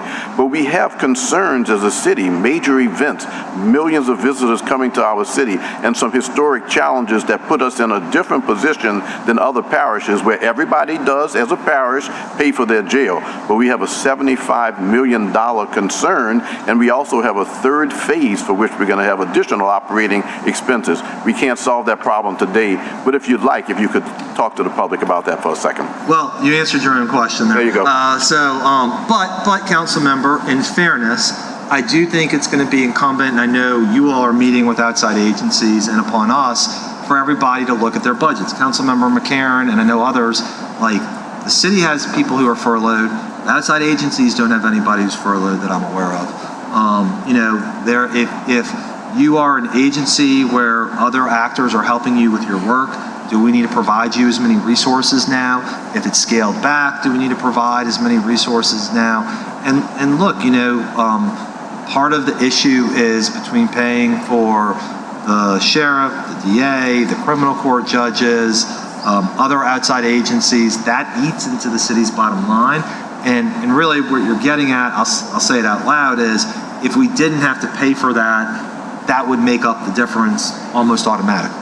And so now, what are the things that we can do, hopefully at the state, to mitigate that going forward, so not such a significant part of the city's budget is to outside agencies for which we're not receiving funding. I hope that in the long run, exceptions can be made for the city. Of course, that's up to our legislators, our governor, and the like. I'll also say, for example, that we have an extraordinarily different expense relative to those who are unhoused, homeless, because a lot of folks come in from other places because there's no support in other parishes. So it's just an example of the fact that we are a special city, and sometimes that special means that we have exceptions that exist here because of the fact that we are a special city. I appreciate those meetings, not putting anybody on the spot. We'll talk about it again, but I'm gonna bring up the issue again. I appreciate your persistence. All right. All right, thank you to all my council colleagues. You've asked great questions, many of which I had as well, but I'm gonna jump around on a couple things. Reconciliations, where are we? How often are we doing reconciliation? So as mentioned earlier, we are full force ahead on making sure that we stay on this top of this monthly. And now that we've gotten past the audit, the team, we're creating processes around making sure that the most important ones are getting done monthly. And we expect to have that done by the end of the year so that when the audit comes around again next year, we'll be ready to go. I think the legislative auditor recommended that we get to weekly reconciliations. Is that possible ever? So when we're talking about weekly, we're bank recs or cash coming in, we are trying to have those done daily. Great. So, the goal is that every dollar that comes in every day is accounted for. But when you're talking about major funds or major accounts that we have on our financial statements, that's where I'd like to see more monthly, quarterly. Okay. You talked about micro purchases. How do we stop those? It's a good question. At some point, we had our micro purchase threshold was a lot lower. Now it's at $10 million. $10,000. Oh, Sorry, get my zeros mixed up. It's at $10,000. And I believe that is council ordinance that puts us there. So if we want to lower it, the problem is it still happens, and so therefore we are not aggregating expenditures that potentially could put us into a public bid law violation if you were to aggregate all of our micro purchases. Is it possible to stop the micro purchases at some point in time? We did this at Loyola. What we saw, however, is that people would load up on micro purchases, so because they knew that they had to ride out the year. Right. Yeah, at the end of the year or October or, sometime in that period, fourth quarter period, we could put a stop to that. As Brandy said, we normally do that. I just think there's a little bit of an operational sort of consideration. You hear people need a way to make a quick purchase or a way to make a purchase quickly, because we know when it goes beyond that, it's not as fast as some folks might think they need it. But again, I just want to keep stressing that, someone could call this split bidding, Do we have a department limit on micro purchases? No, I think some departments essentially make all their purchases through micro purchases. So maybe we need to take a look at departmental micro purchases limits so that they're not splitting up these purchases. And I also just want to give a shout out. I think that's a great point, Councilmember. I do want to shout out the budget office, because with the CAO policy in place for this year, we have a spending restriction policy where departments are both submitting their expenditures to us on a quarterly basis, but that they're also advised to prohibit any non-essential spending, so types of things like catering, city meetings, or the stuff that we maybe wouldn't have been as bottled water. We don't have water on the 9th floor. Exactly. The budget office has been really paying attention to those purchases and reviewing them as they come through brass, working with departments to understand what they're for, where they maybe don't need to happen, things like that. Two more questions. Where are we on excess city property dispositions? Does anyone know? I know that the mayor has been working with NOBC. I think candidly, what's maybe moved a little bit ahead of that, council member, is the RFP got accepted to review the city leases, and that a vendor was selected and they're working on that. And so I think it's both been a function of, we've put a lot on the NOBC's plate between Caesars, Municipal Auditorium, lease, and other issues, excuse me, and the fact that this lease thing predominated, but it's still something we're reviewing. Okay, and finally, I see Austin in the in the House. Code enforcement. So I'm getting reports from constituents that we are not mowing vacant lots. I know that's something that the owner of the vacant lot should do, but it is causing a lot of rat infestations, et cetera, et cetera. Is there a way, to Councilmember McCarron's point, to increase personnel or take personnel from DPW to remediate those lots so that we're not getting complaints of overgrown lots? Well, let me, before Austin gets there, 1.2 is I think the state just allotted $100,000 too, and so that's being activated at this moment as well. Yeah, I'll be quick. The short answer is yes. There's a 3-person strike team within code enforcement that's been abating the largest public safety or right-of-way issues, but certainly looking to staff that up along with sanitation in the future, litter abatement being one of the ones we get a lot of call-outs for as well. Yeah, we have a lot of illegal dumping in District B. I know the other districts do too.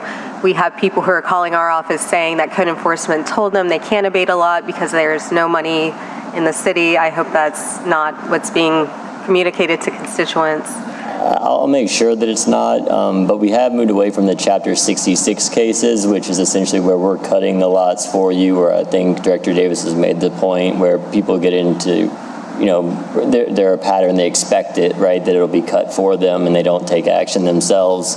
So what you're seeing is the Chapter 6 administrative hearings through the minimum property maintenance, which you'll hear sometimes referred to as like MPM cases. Yep. Those are the ones that are moving forward and what the focus is. And I hope we'll consider lot next door as we move forward this year. Absolutely, and thank you to your office for your help with everything. And just Councilmember put a bow on it. Obviously all this flows through the Central Adjudicatory Bureau, which you, Councilmember Morrell, many of your colleagues have asked about. We did not get sufficient responses when we put out the advertisement originally. We now have more people, so the hope is we have somebody who's heading up CAV, which also will move the enforcement piece faster as well. All right, seeing no one else pressing their button. Morgan Clevenger.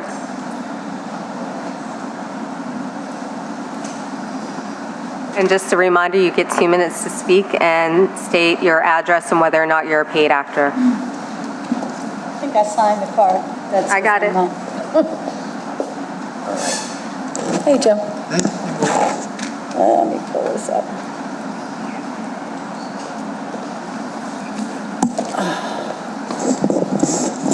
Good afternoon. Thank you all for this. I would say that from a community perspective, taxpayer, citizens perspective, I would hope to see, I appreciate Councilmember Morell's comment about educating the public, because a lot of this is about that. And this particular budget situation, I think, required and demands more public input and more public knowledge. I first heard about this off the record, like I saw it as an agenda item July 30th for a multiple joint committee meeting, and there's a list of 15 pages of capital projects, and it's not clear at all whether those are being cut, what's being cut, what's not being cut, what the dollar amounts are, where is the list. And at our Nord Commission meeting last night, we have had this $500 million bond issue that the citizens voted on was sold to us as a way to pay for lingering projects at Stallings Playground. 20 years we've been waiting. 20 years. So we need to know, where is the list of what's being cut, what's being moved to plug the budget hole? Make it simple for us. And in the future, the taxpayers, the community, we have ideas. I'm hearing a lot about meetings between all of y'all. That's great. But the community needs to be included. Absolutely. I'm glad you're hearing from your constituents, but we need the community involved in this budget crisis that we keep hearing about, but we keep hearing there's money for this and there's money for that, and there's tax breaks and everything else. So we ask you to defer the vote tomorrow until the public is included and informed. Thank you. Russell Craig. Kelly. Speaking as a taxpaying citizen, I'm a former Deloitte & Touche auditor and management consultant. I worked in the grants department at the PDU here for 7 years. My question is, based on budget cuts, Civics is a staff augmentation company. I read online where you're cutting some projects. Are you going to cut Civics $21.5 million staff augmentation contract as well? Because based on my public records, you're paying Civics people $155 an hour to route contracts, to prepare for upcoming contracts, and to perform safety inspections, which I performed for 7 years. So again, Civics contract was increased from $7 million to $11 million was asked, but it went to $10.5 million based on public record requests. And the last was $21,500,000. And based on my public record requests, Civics was paid from January 1st through March 31st over $1 million in staff augmentation. Are you cutting that? Also, I've done 2 public record requests because I started 2 investigations, spending $249,000 for Duncan Plaza Gate, which wasn't an emergency, but deemed an emergency. And also a non-licensed electrical contractor that appears to have been paid $400,000 that I reported to the Louisiana Legislative Auditor, who said they reported it to your auditor. So my question is, will Civics contract be cut for inflated consulting fees? I just want to say one thing before Brandy's answers. The Civics contract is in litigation right now. So just want to preempt any answer with, we're in litigation, just be careful about anything, but subject to that, Brandy, go ahead and answer. My abbreviated answers, until we talk to those departments about the scope of work being done, we're unable to answer that question. I do know that Steve Nelson has been looking at all contracts as well as all of us just to see any efficiencies we can have in those measures, yes. Thank you, Brandy. With that, the board is clear. No more public comment. Thank you all for being here today. All right, Council President, I think the meeting's yours. Thank you. We have some appointments. Get out the way. We have to do you want to take them out of order? We still have items numbers 4 and 5 to do. Yes, why don't we take 4 and 5 first, then we'll do the appointments. Okay. Item number 4 is ordinance calendar number 35,523 by Councilmember Willard. And I believe there's an amendment to this ordinance. We need to suspend the rules and add the amendment. I'll motion to suspend the rules and add to the agenda. I'll second. Seconded by Council President Morrell. All in favor? Aye. Any opposed? All right. Vote. Let's see. Let's go back. We're on 4. Motion. I'm looking. Nope. There's no vote option. Alrighty. All of you voted unanimously to approve the amendment to be accepted today, and then we can discuss the substantive ordinance if you would like. All right, thank you. You're welcome. So everyone, today's ordinance deals with reporting requirements for the usage of drones by NOPD. We'll get into the substance in a moment. The amendment that we're taking up right now adds reporting requirements around agencies and city departments that are requesting the use of drone deployment. One example was the underground fire in the French Quarter, where Entergy requested drone footage to do some heat mapping to identify the source of that fire. We're also going to identify the supervising officers on the drone flights. That is what this amendment does. Do we have any comments from the dais? All right, with that, I will move adoption of the amendment, seconded by Council President Morrell. All in favor? Aye. Any opposed? All right. So now we're on the ordinance, right? Yes, All right, so now we're on the ordinance.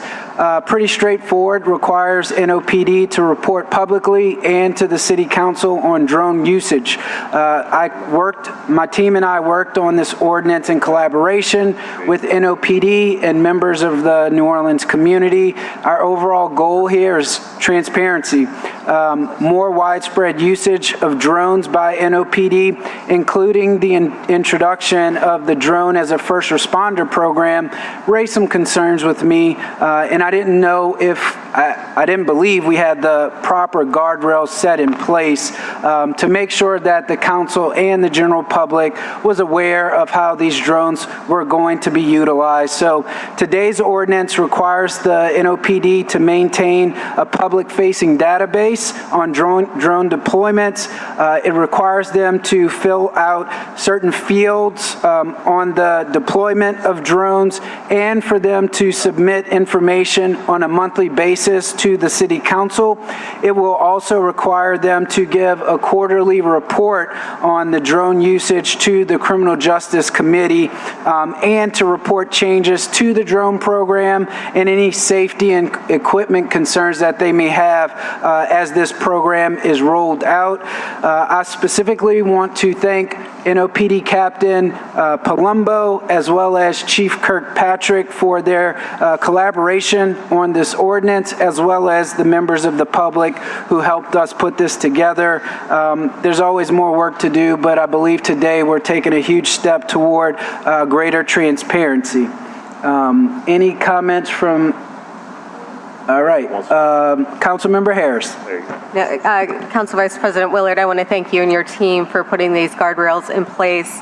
I am against the use of drones in law enforcement, but we are using them, and so I think that these guardrails are important, including reporting requirements. So I just want to thank you and your team for taking this and running with it and making sure that those guardrails and reporting requirements are in place. Thank you, Councilmember. Any other comments? I'd like to comment after the citizen comments. All right. So first public comment comes from Edith Romero. Please state your name, address, and whether you're paid to be here. Yes, thank you. My name is Edith Romero, and I am an organizer with Eye on Surveillance. I am at 1918 General Taylor Street. And first, I want to start by thanking you, Councilmember Willard, for this ordinance. This is much needed. Also to Councilmember Harris and Councilmember McCarron, because you have stated the obvious about this dangerous police drone program, and you have listened to your constituents and to the community. So we support this ordinance. We need reporting, we need accountability for this police drone program, but I really ask you, and I advocate for amendments that include penalties for not following the reporting requirements. Also to require demographics of everybody who will be surveilled by the police drones and how many people are being surveilled, and a complaint mechanism. People have already been coming to Eye on Surveillance saying, I saw a drone outside of my window. What do? I have no idea what to tell them. How can we even prove that this is a police drone or someone just randomly stalking someone? I want to add that we just talked about the budget. This has a lot to do with the budget too, because it's not only the money that's going to go in right now, and I know there's a private investor, but it means upgrades, software, training. This is going to cost money. I know that it wants to be expanded to other places in New Orleans. Are we going to prioritize funding for drones? I also want to say we can't trust NOPD. NOPD violated their own policy already. For last year, they did not do the reporting.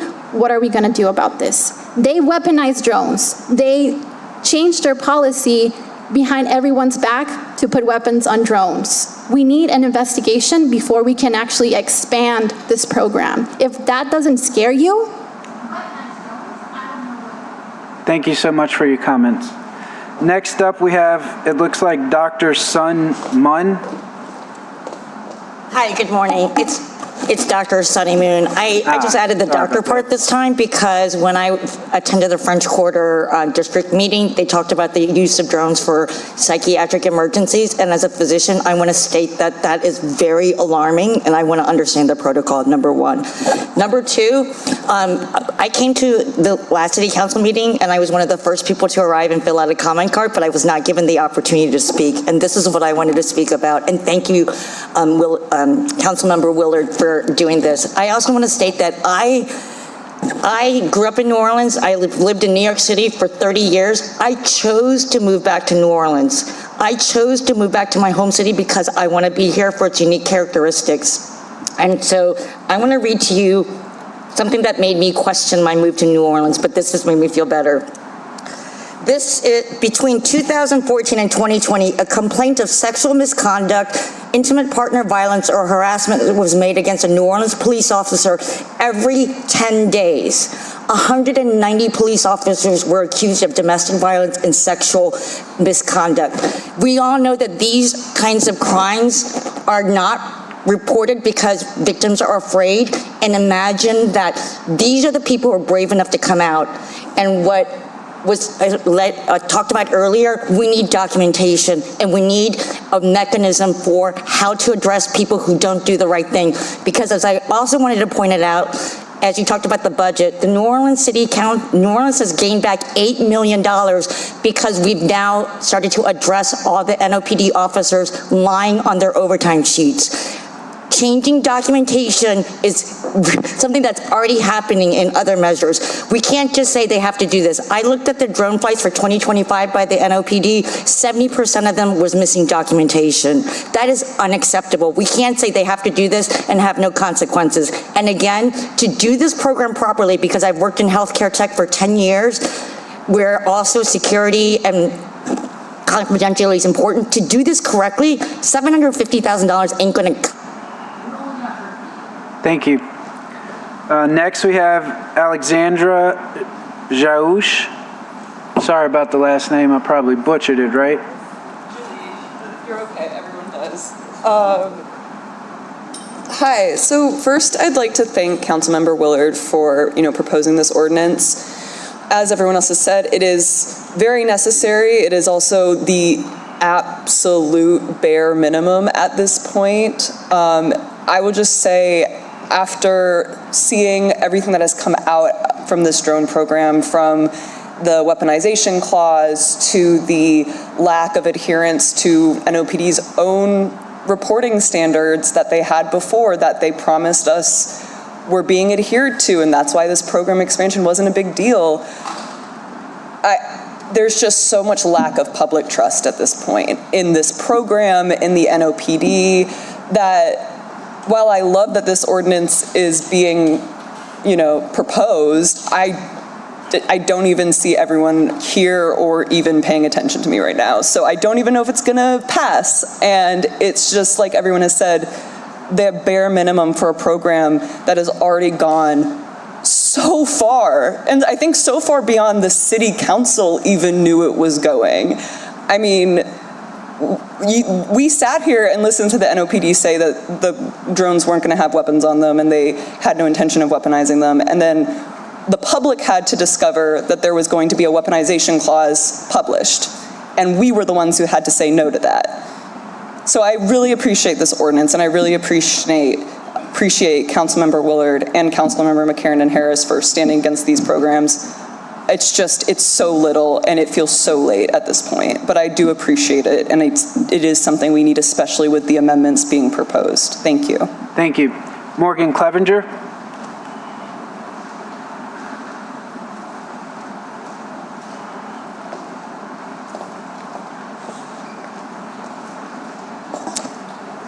Morgan Clevenger, Police Community Advisory Board. Yes, we're still around. The consent decree was prematurely lifted last year, and what we're seeing now is the backsliding of that. I support everything the prior speakers have said, and we thank you for attempting to make something happen in an accountability measure. But the weaponization of drones was a huge thing to do, to make distrust in the community all over again. I mean, the whole point of the consent decree was to build compliance, build trust, that would build trust between the community and the police. We're already backsliding. It's already happened. And there's so little ability for the community to be involved in what is clearly something that is happening outside of our scope. So yes, the police department has the biggest budget. They have the biggest line items, and there's never seems to be any pulling back from that. We're just constantly giving them more money. So we've seen the failure of the no off-ramp, no sustainment period for the consent decree that could have addressed a lot of this in that sustainability 2-year period. And right now, the community, the public really doesn't know much about what's happening with the self-accountability of being in compliance with the consent decree. So thank you very much. We hope we can see more accountability. Thank you. Sarah Whittington.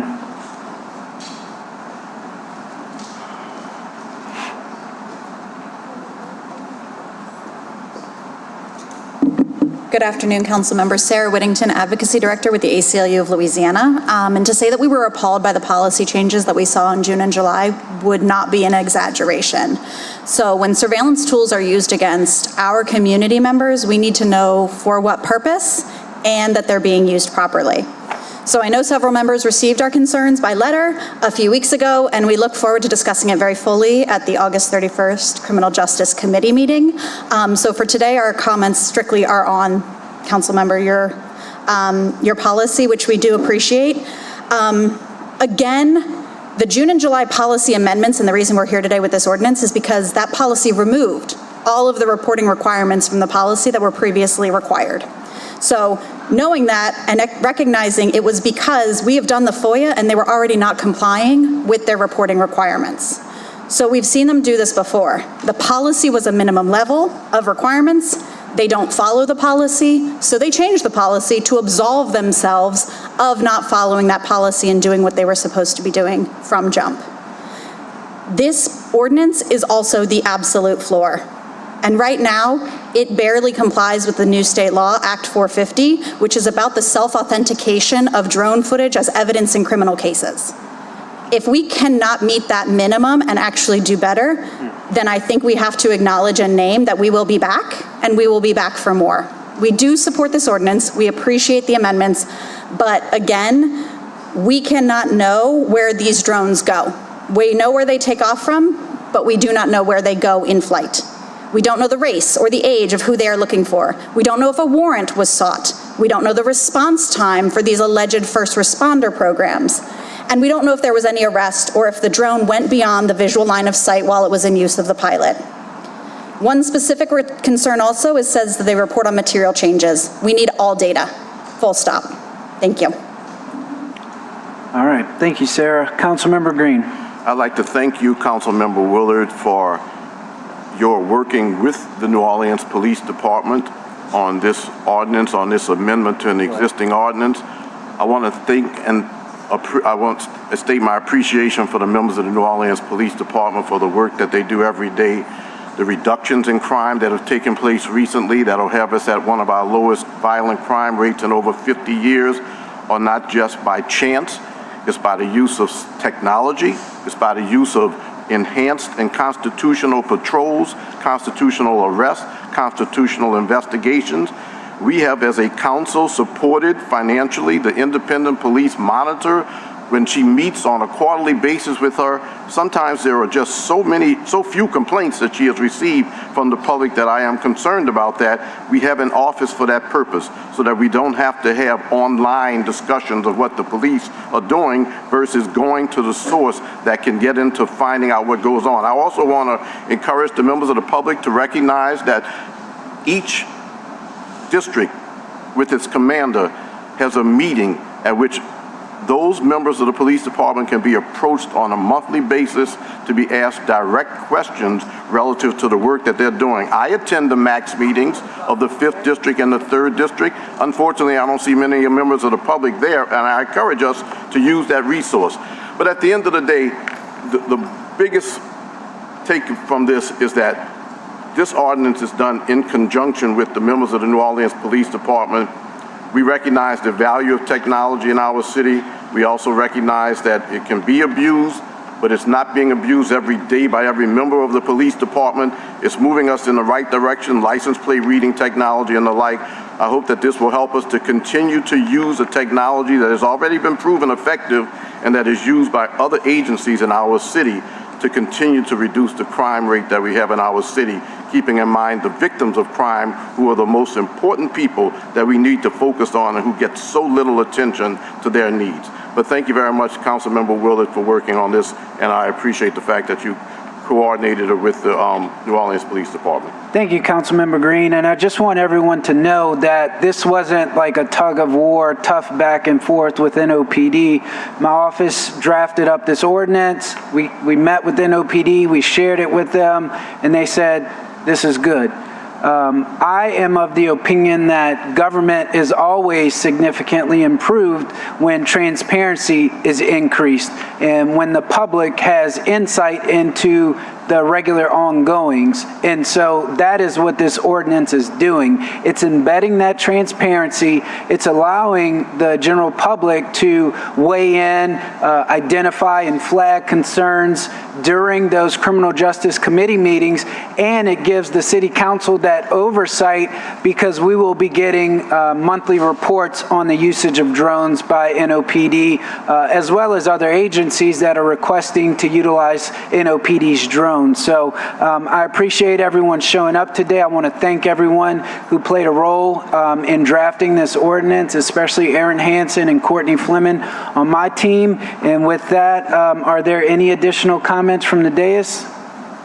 Seeing none, I will move to approve the ordinance. Do I have a second? Second. Seconded by Councilmember McCarron. All in favor? Aye. Any opposed? Thank you. Item number 5 is a contract pursuant to Rule 57. 6 yeas, 0 nays. Oh, thank you. Apologies. It's amendment number 8 to a contract between the city and Universal Protection Services, does business as Allied Universal for armed security services. Thank you. Members, this is simply the extension of the contract for the security for City Hall through the end of the year. That's what it does.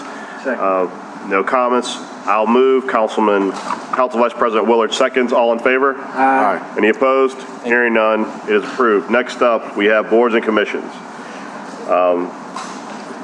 First up, we have the New Orleans Redevelopment Authority. Ms. Matthews, why do you want to be on NORA? Hello, good morning. My name is Orkebia Matthews, and so for me, NORA is a bridge that connects land, opportunity, and community.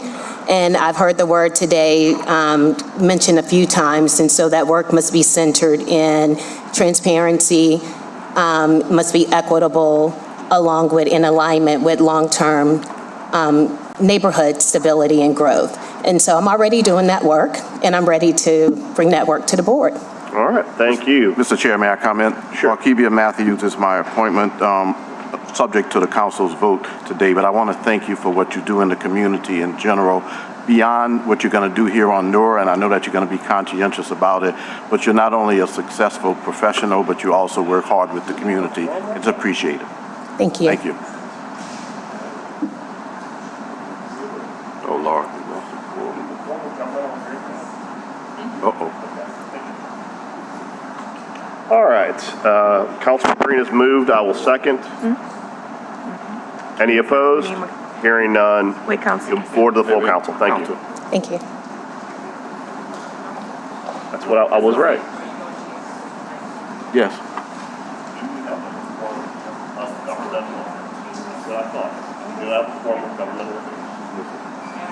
Okay. We're going to hold that vote on that one until we get a quorum. So we will take up the next one. We'll hold it, come back to it. Next up, we have Latanya Sylvester with ABC Board. Is she present? All right. We will defer defer that to the next meeting. Earl Williams has been deferred to the next meeting. We have Ms. Polk for the New Orleans Public Library. Come on down.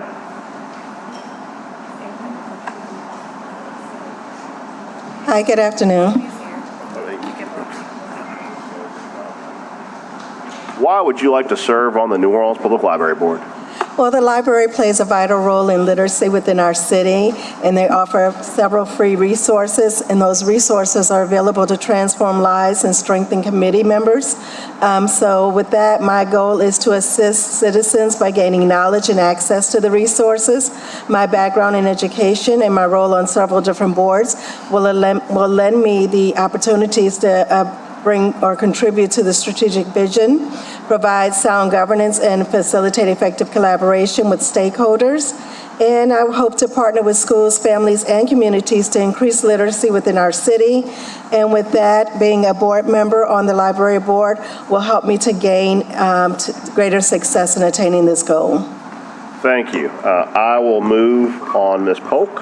Second. Second by Councilman Green. Any opposed? Hearing none, you are sent to the full council. Thank you very much. Thank you. I will then reopen and vote on Ms. Matthews.